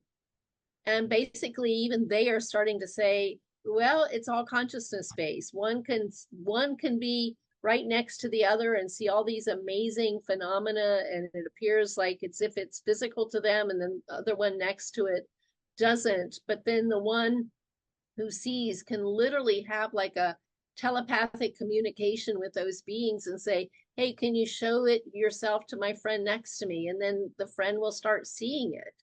So we can just imagine, wow, what if every reality is a consciousness reality? And I did have a powerful, woke up with a dream that didn't feel like a dream. It felt like I had been in this amazing pixelated reality.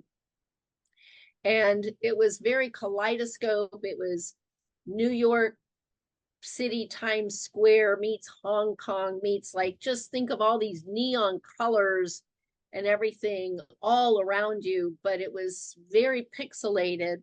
And so I knew I wasn't in an earthly reality, and there was some energy being with me. And it was as if I was being told, go back and tell everyone, right? Drum roll. Go back and tell everyone that whatever you do in any reality is affecting us all in the now. Love bleeds through. So like it could be past lives. I'll argue they're all simultaneous in a bigger picture, but let's not go there. Yes. And I found that she volunteers a lot of my past lives. And I noticed that if I was paying strict attention, there was overlaps. And I'm like, okay, how'd that happen? And then so Lisa Yes. Barnett, Akashic Records, she was fantastic, a guest on the show. She explained how the soul can be like the arm, but the fingers can be the splinters of the soul going into each of these lives. So you can get contrast. You're not just a Native American healer, you're over in Europe doing this plus this. And so you were actually experiencing three things at once. It's a long story. Who knows? You don't have to grasp it. To throw another wrench into it, but that jives completely with what you were just saying. She started to, I've been doing this 13 years, and it doesn't mean anything. It means that the second you think you know something, like a normal career, a normal day, wait a second, things change. It's like the weather in Texas or Florida. She said, hey, I've got a background, Orion. Now, that was a long time ago. She's Angel, which just to me means a different ball game. You've left that origin story behind a little bit. Her background is serious, not to be too serious.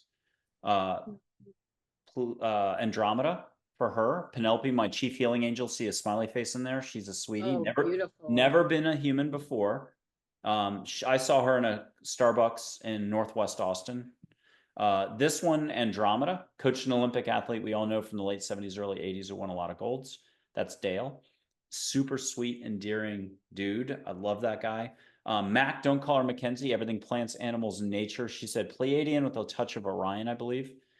Heather's more earth-based, but anybody from South Africa can relate to the soil if they haven't been home in a long time. Amazonian goddess, think of her that way. She does tons of hearts in her photos and a ton of missed hearts. I never publicize those because we're humans, so we judge, oh, she didn't finish the heart. I must have snapped it too fast, too slow. I think that's funny. Archangels are really broad, so they're more like if dolphins are angels and whales are light beings, then archangels are really broad. That's the only way I know how to say it. So here's some archangel shots, not any one way. Michael, Gabriel, Raphael, Uriel is rainbow pie slices. Michael in the other photo. She said so far out, distant spot where music and sound came from. I have yet to get the details on that. And finally, Joy. Joy is really big and broad. She gets underestimated. She's far bigger than we realize. And it would be the quote from Big Mary that she said, Big Mary said, love is everywhere, a constant, open your eyes to find love or see love. Just swap the word out to joy, which is even broader. And if anybody wants a last thing, close your eyes, ask her, you'll hear a 28-year-old peppy voice come in instead of your own voice. What do you think 1/3 to 1/2 your intuition has been your whole life? Your Uncle Joe is passed over who loves you to death. He's with you every second, or you're a guardian angel or you're a guide or Plato.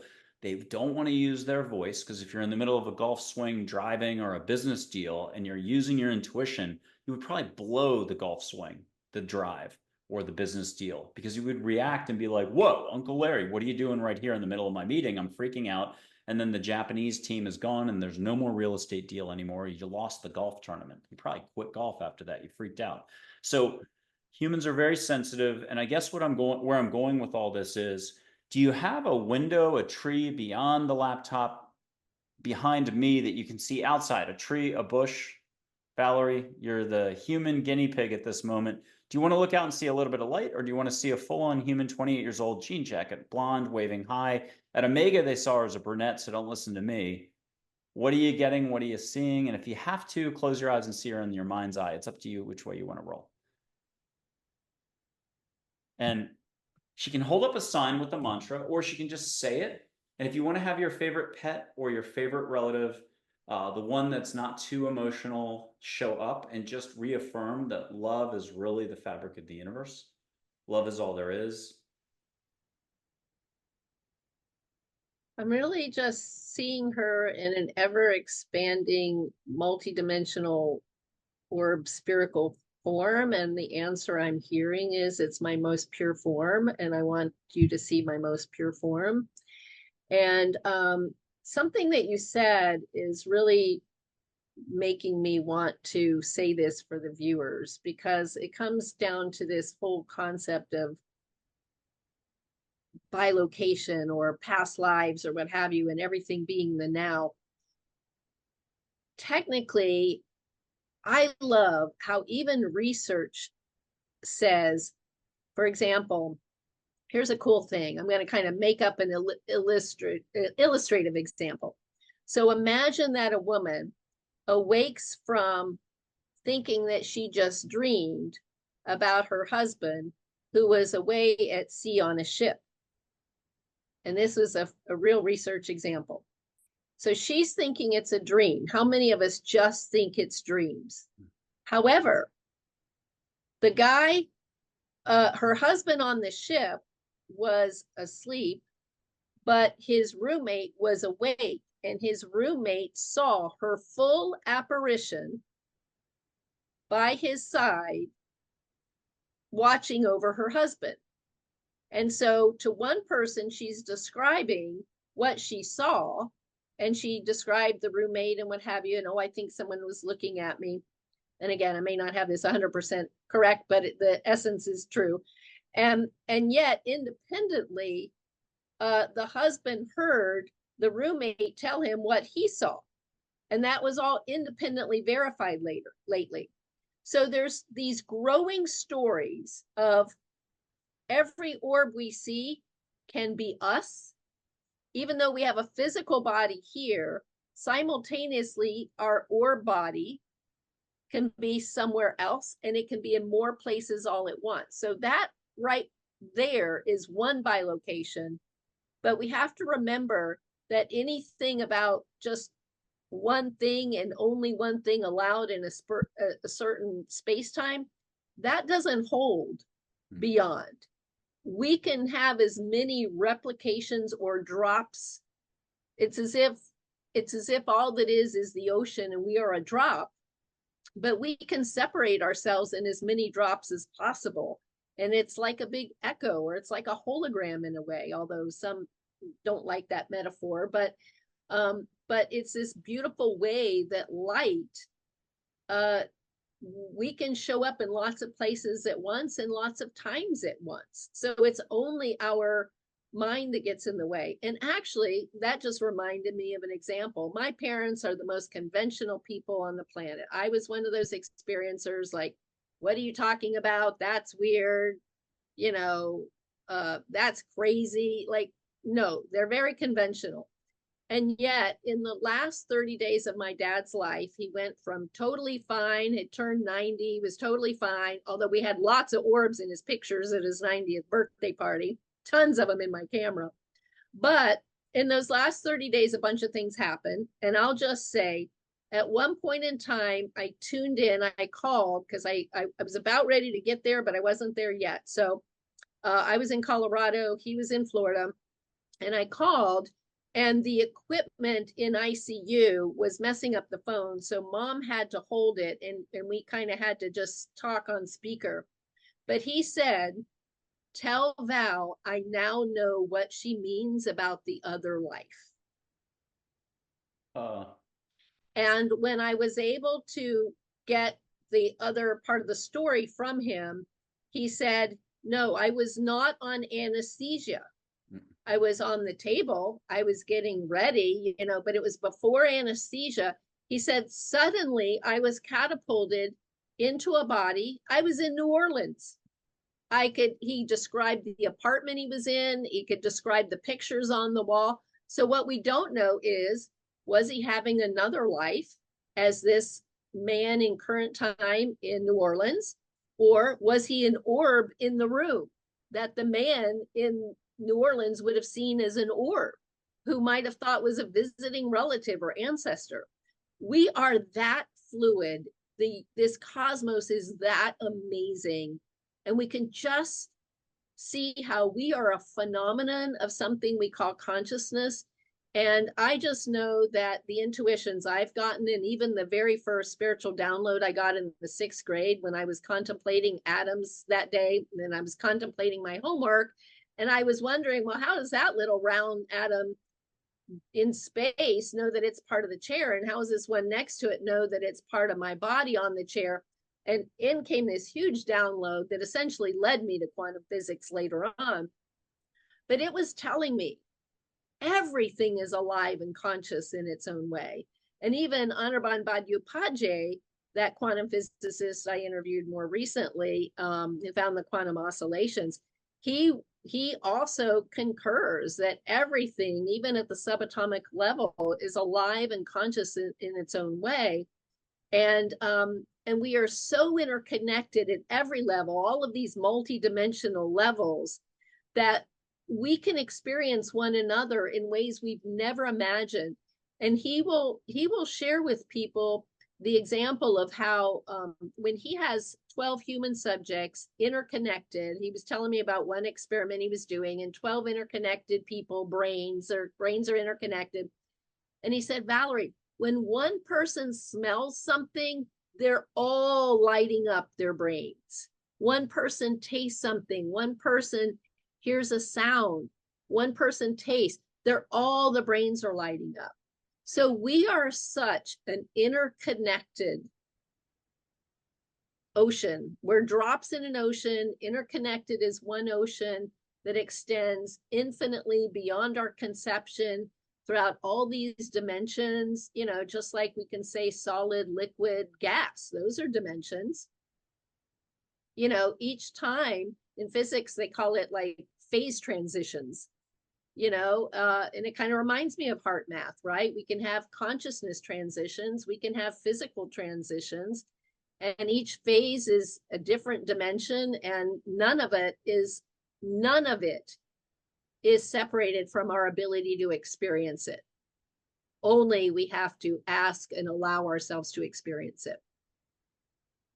Why are concerts so fun is how I'll sum it up when you're with the group, but there's a lot of angels for you. It's not orbs, it's not humidity, it's not a thunderstorm or raining, but there's a lot of high vibe. There's Joy in the middle. There's Claire, the bright purple one. My crew is in the middle. Min was in there. I see the purple one. Yeah. And for any doubting viewers, by the way, there are books published by scientists that will tell them how to differentiate dust particles and various, these are light phenomena, camera phenomena, from real orbs.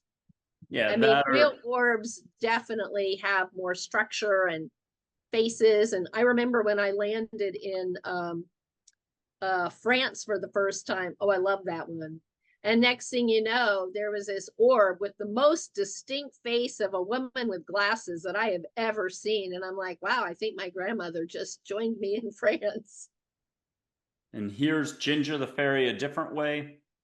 Oh, that's beautiful. And here's Ginger au naturel. So no clothes on, so careful with this. I love that. And finally, Tinkerbell for folks, because, and here's Ginger a different way.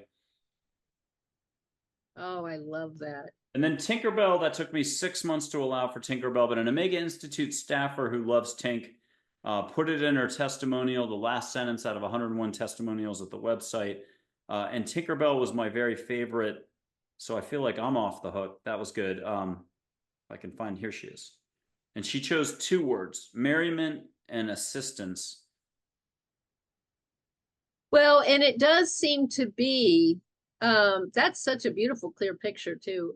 It does seem to be, if we just take the whole research of the field, and what do we know, right? There's near-death research, past life research, consciousness research in different ways, like all of these things. And it does seem that we do have to ask, because we do have free will. And there are many scientists who describe why they believe that, even scientifically. But imagine we really do have free will.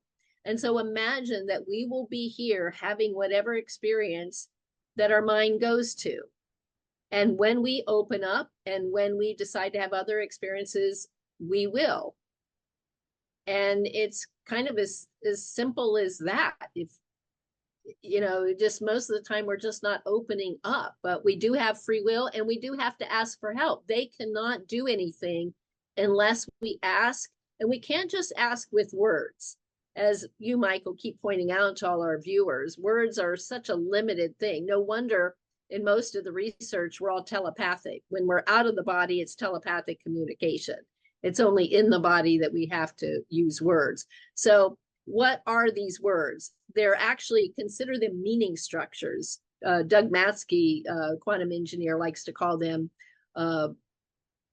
meaning structures, but it's a structure, like a primitive structure that are communicating, and we really can communicate with one another regardless of the distance, but we have to ask for help in order to receive it because of free will. Well, I love what you said about imagine a life and then, where your mind takes you and that's where you go. But now imagine a life where your heart wants to go and that's where you go.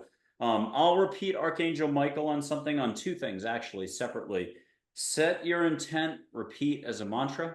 That's what Archangel Michael said. I think if you do it enough, Calgon, take me away, or Kansas, that line from Wizard of Oz, you'll get back home. Home in Buddhism is the heart. So we've gone full circle with that one. And finally, I asked the big picture, mankind, how can we sum up, not frustration from my perspective, but if the consciousness crew out there really wanted to learn about consciousness, or science people wanted to learn about science, why wouldn't you go to angels, Pleiadians, Arcturians, Einstein, Carl Jung, a jinn is East Asian mysticism. One fairy could probably do circles around the brightest mind that humanity has to offer. And I mean that complimentary in a nice way. It's just basic listening. So it's slow down, take a breath, and listen. Is how much shrinking down to what we need to know about this new consciousness coming in, this new allowing for all of us. And that was Archangel Michael. Slow down, take a breath, and listen.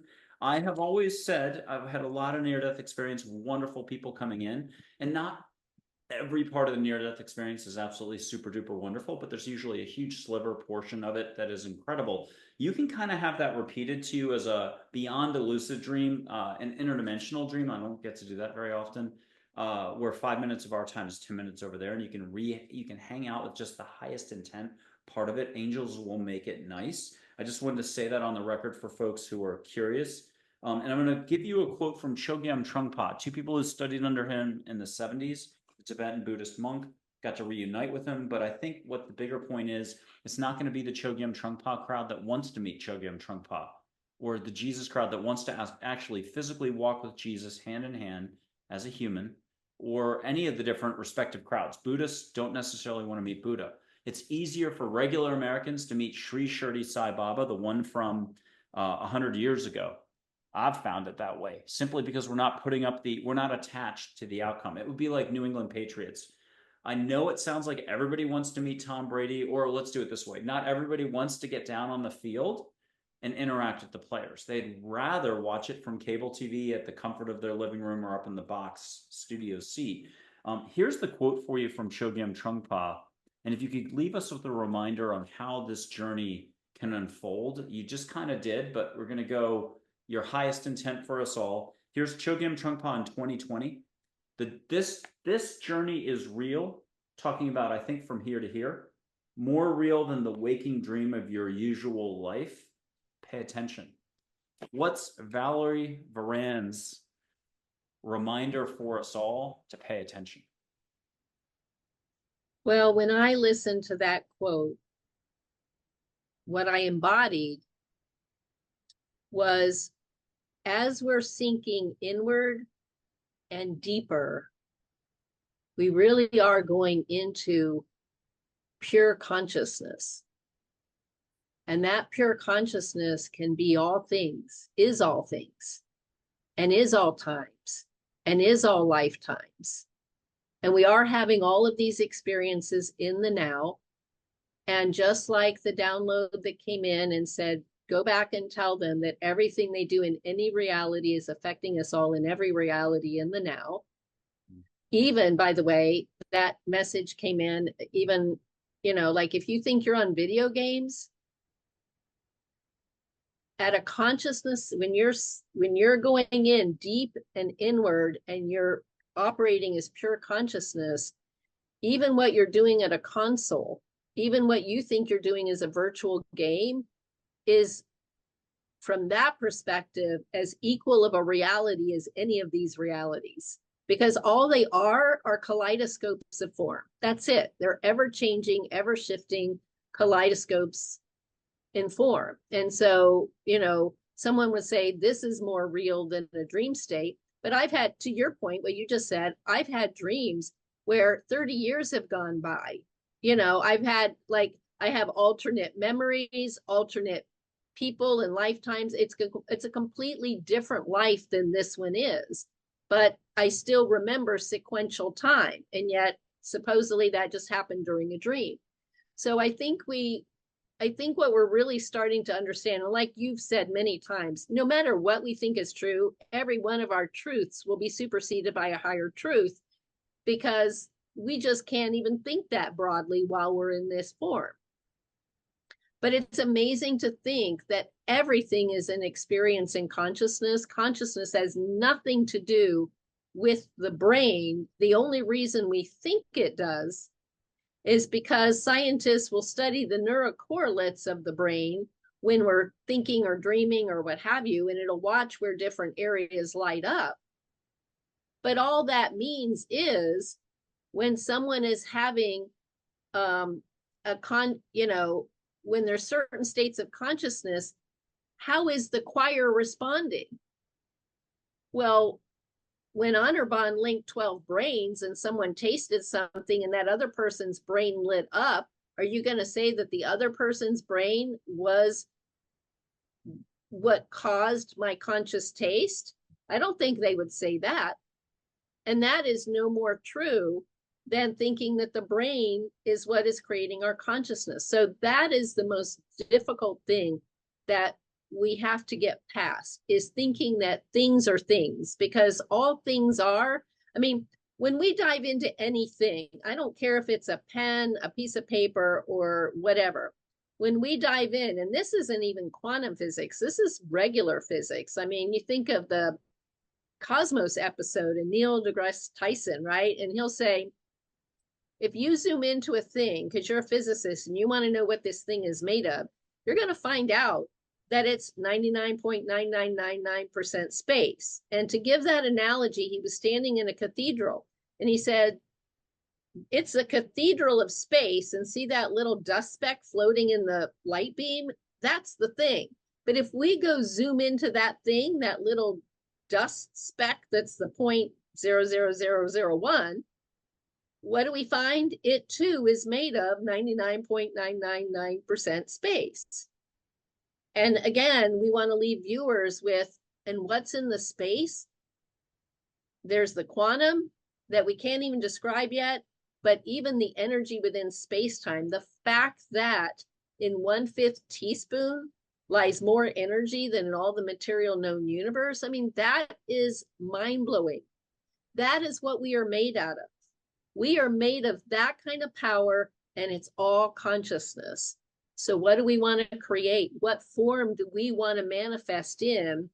What energy do we want to flow through us? What do we want to draw like lightning through us and create here? It is not doing any of us any service to think that we are all powerless and that everybody is in control, and that we have no choices. We start having to realize our power, to use the power of the heart, to fuel the power of thought and action, and then we're coherent. We are beautiful, coherent human beings when we're coherent in spirit and thought, heart, body, all is one. And our power is amazing. Plato had Plato's cave, but we'll make it a jail analogy because it's a little simpler. You're gripping the bars in the window looking out, and you want to be outside. It's the lack, it's the wherever you think you're not in life. And people can hear him put a hand up. No hugs from him. They're sweaty, just a fist pump tap on the shoulder. You can see the old man's face in there. Crystal clear about your life stage right now, Valerie. If you want to get a couple private things, just say got it when you got it for the next few months, the rest of the year. But the point is the jail cell. We're all in that jail cell. It's called being in the brain, thinking we know something. Concrete thinking, concrete certainty, knowledge. Most of the human currency for knowledge these days, 99% of our knowledge is based on precluding possibility, and therefore it's not in alignment with the universe, which and I'm getting to this about your gentleman with the 12 people wired up. I'm going to go to that next right after the jail cell. So we're holding on to the bars. And the job of the ego, the brain, the intellect is to convince you not to go the simple route, which is to look behind you and see the jail cell door has been open the whole time. You can walk out anytime you want. My drama is, my situation is, my problem is, you don't understand my situation. You can't tell anybody anything. It has to be figured out. But there are pointers and there's things that can happen that can help. The universe can jump right in. So you get out anytime you want from here to here. Well, and maybe from a therapist standpoint, I will just put out this little, note. When we are in those states, the reason that the most loving thing we can do, just like when I think of how low I went when I was caregiving mom and just I was drowning in so much stuff. My consciousness fell so low and it was in such a state of suffering. But the beauty is that when we are in those states, it is helpful that we don't numb, right? Most people are drinking and drugs and what have you, medications, numb, numb, numb. But the quickest way through is by feeling. When you feel it, you're getting all the information from it, and it's as if the energy melts away. So the biggest compassionate thing we can do is just hold space for people sometimes. We don't need to be telling them anything. We don't have to give them big words of advice and wisdom that probably doesn't fit, because we have a lot of people on the planet that need us right now. They need our unconditional regard. They need our unconditional love.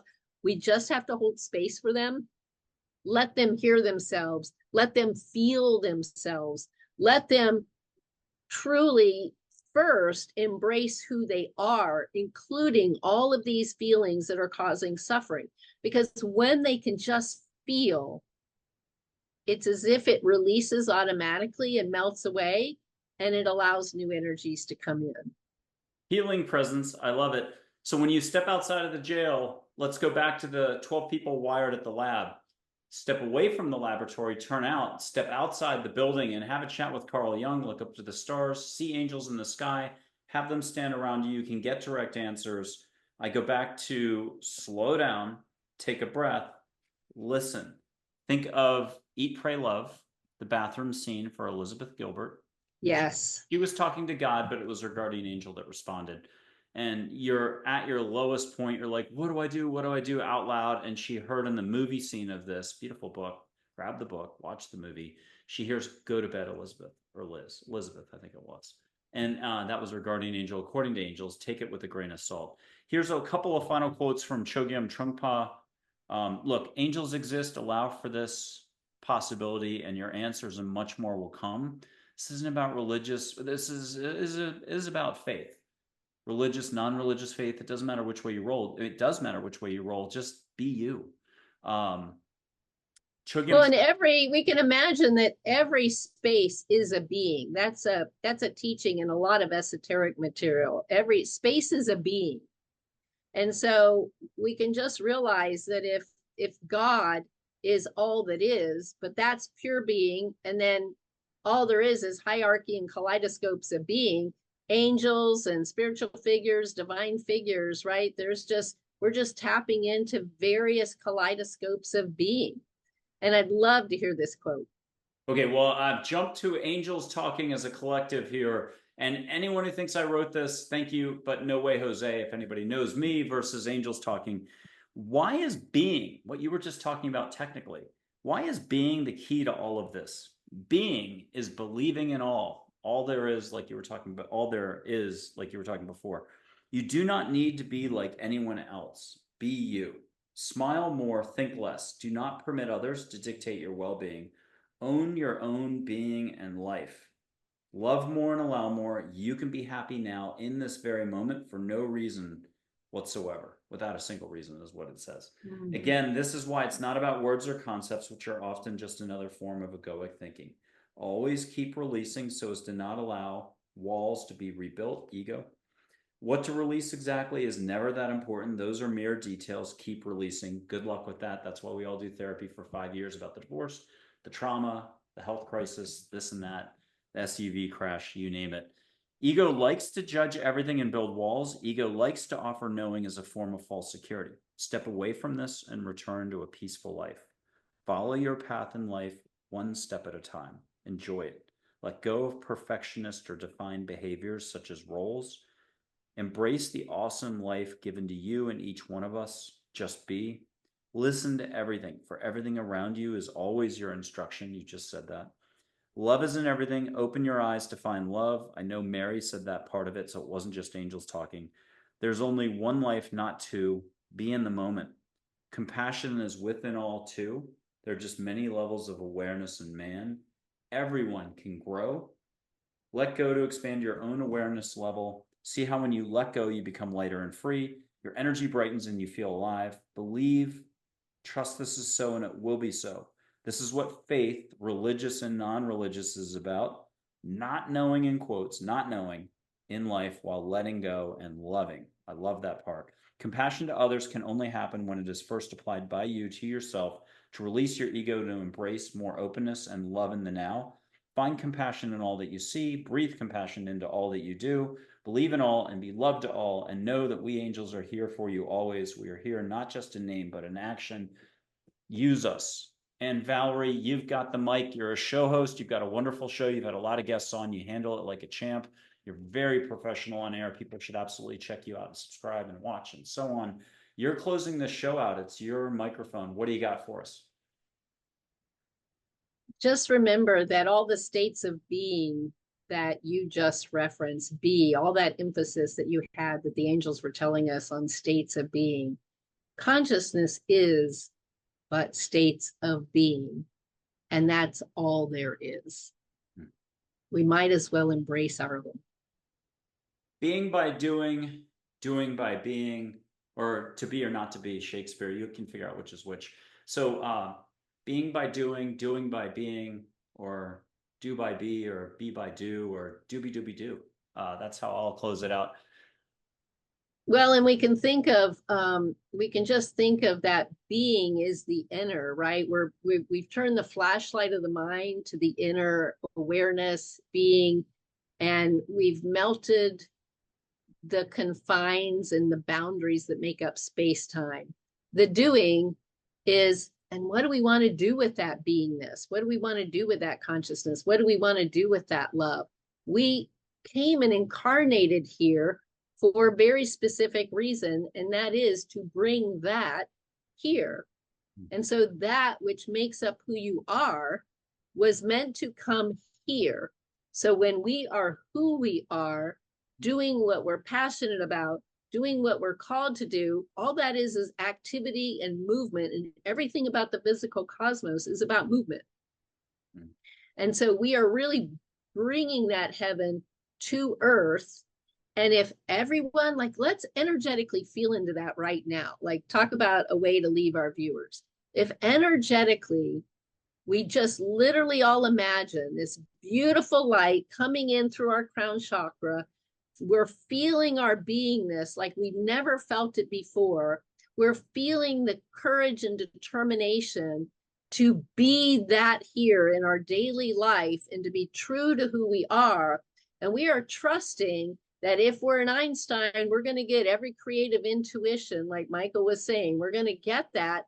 We're going to be inspired with that invention. We're going to be inspired because we're literally like a lightning rod. And it's just constantly states of being unfold in states of doing, and that's the cyclic universe. And I did have two quotes from Chogyam Trungpa. Here they are real quick. Oh, good. 2014, he passed in like 1987, I think, somewhere around there. And I can now say his full name, well, his title at the end, instead of Rinpoche, which I said for years because I mispronounce everything, it's Rinpoche, Chogyam Trungpa Rinpoche. Yeah, I still can't say that. The way to experience nowness is to realize that this very moment, this very point in life is always the occasion. No matter what Valerie was talking about today, at some point, your ego came in and said, but I'm here in my career. I'm here in the relationship. I'm stuck this way. This health issue, this crisis, this thing. And it's no thing, what Eckhart Tolle talks about. It's about this You're already there, but the brain's got a lot of words and situations that are completely true. It's what she talked about. You got to pull back just a little bit to say, oh, a little bit of light in, broader perspective. It's the Wayne Dyer quote. It's the Gary Zukav quote. We just have to be brave. Yeah. And you change the way you look at things when the things you look at change when you change the way you look at things. Sort of the Gary That Zukav. is so true. Here's one last thing from Chogyam Trungpa. Taking one breath, which is all you need to do to have Kundalini awakening. Good luck with that. But ask Joy for it. Ask Archangel Michael. Ask God, Mary, Jesus, Muhammad, Buddha. Ask your grandmother who's passed over. Taking one breath is like taking one step. Both bring peace and harmony. Valerie, you've been fantastic. Do you have a final mantra for us that you love personally? You still use it at least once a month. What's the mantra or the saying that you want to leave us with? You love simplicity. I'm just leaving us with the only word that matters, love. I like that. Bravo. Valerie Varan, thank you so much for being a guest on Angels, Positivity, and Love. You're absolutely incredible. Glad that you came on. You shared a lot with us, and thank you very much. Oh, thank you so much, Michael. It's truly been a joy. And thanks, Joy, for spending your energy with us.